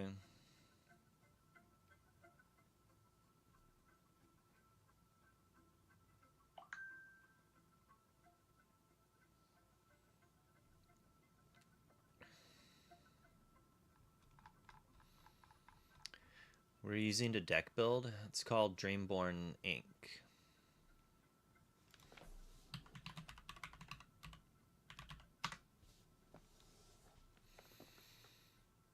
Microbots? Get out of here. I'll ink, put a microbots into play. Boom. Shrink your character. Haha. We need another. I can't believe we're gonna play 4 gadgets goggles. Seems so bad. It's so bad.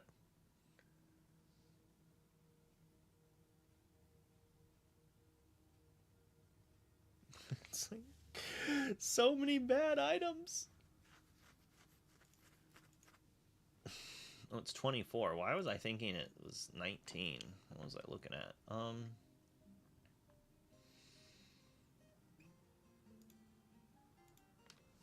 Alright, there we go. We did it.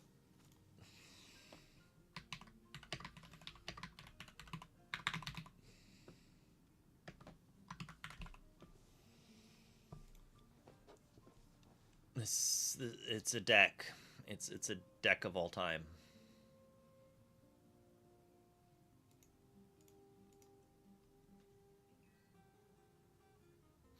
We're gadgeting in. We're not even playing the thing. Maybe we should play one of those. We can cut a communicator for one, since we have the fishing roll. We don't need 1,000 things. So we got to run at least one Ranger planes, right?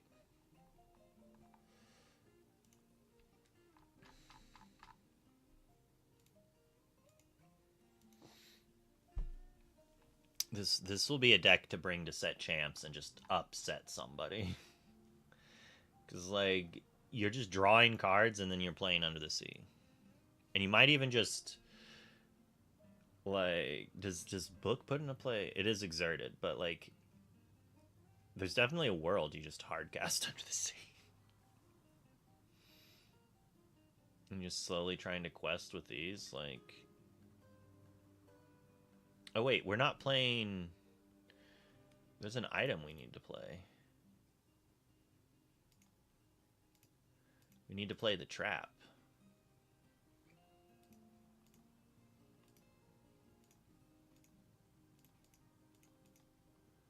This thing. Is Radigan's trap in the format? Banish each opponent loses 2 lore. I mean, we'll play 1 just to give evasive. Could be okay. But I think the traps are, like, also key to not lose. So, I don't know if we need this Galactic.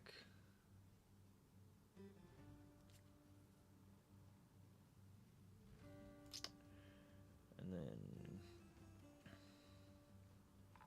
that ups us to 22 uninkables. We'll probably cut the Snow Fort.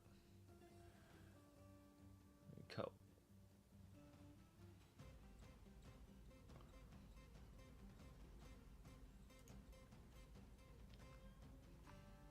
On inks. Ooh.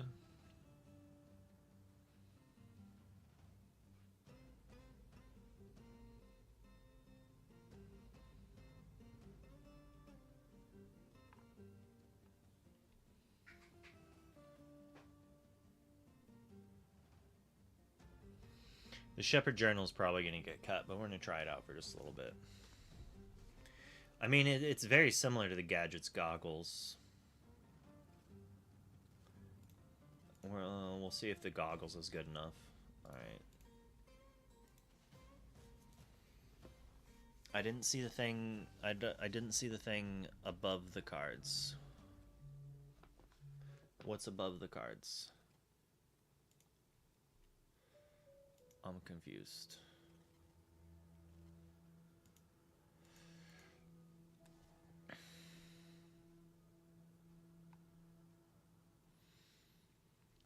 yeah, we're just gonna activate Belle's book,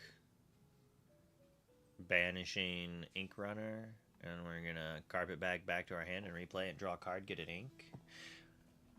Yeah, it seems fantastic. This deck really needs Dime Tamatoa. Just Dime. But, I mean, maybe free characters Under the Sea and then quests like 2 or 3 times. It could be a thing. I'll see you in a little bit. 195 messages. Bruh.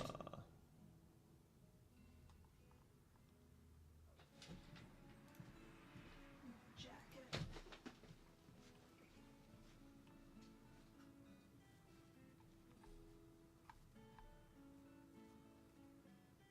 So much to read.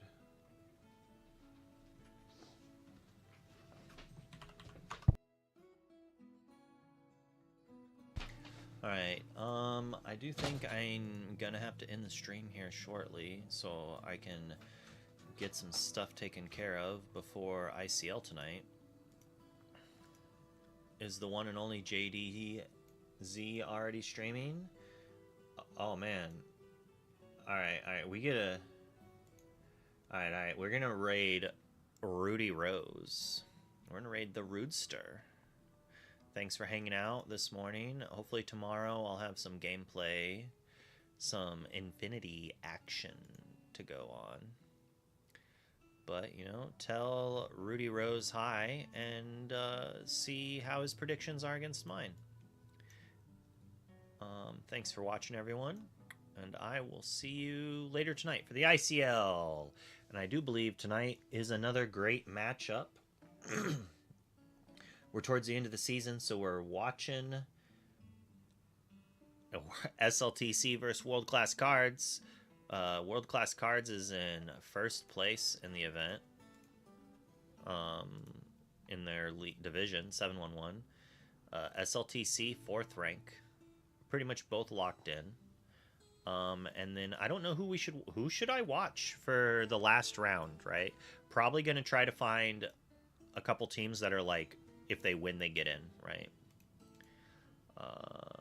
Ink Pass versus Never Shift. Never Shift is 3rd place. Ink Pass is in 8th. So we get to see a team that's crushing versus a team who's like on the cusp. Are they going to be able to win? We shall see. But, you know, the pairings will change up a little bit. So Ink Pass versus Luxury tonight. This is a big game here. 3-4-2 versus 3-6. Like, this one has those double draws, but like 2 draws is not as good as a win, right? Like, I'm pretty sure 4-6 is better than 3-4, 3-5-2. So we got some action tonight. A lot of fun things. We got a bunch of casters, a few new ones trying out in this next day or two, and we're going to be trying a new thing with the interviews, hopefully, where we are going to try to interview the winner for a minute or two and then jump to another match after that. But we're gonna not. It's gonna be tough to try to work, but hopefully it works out. But until then, I'll see you all later. In 10 seconds, I'll see you all later. Apparently, I chit-chatted too long and did not realize it. But have a great night, and I'll talk to you later tonight.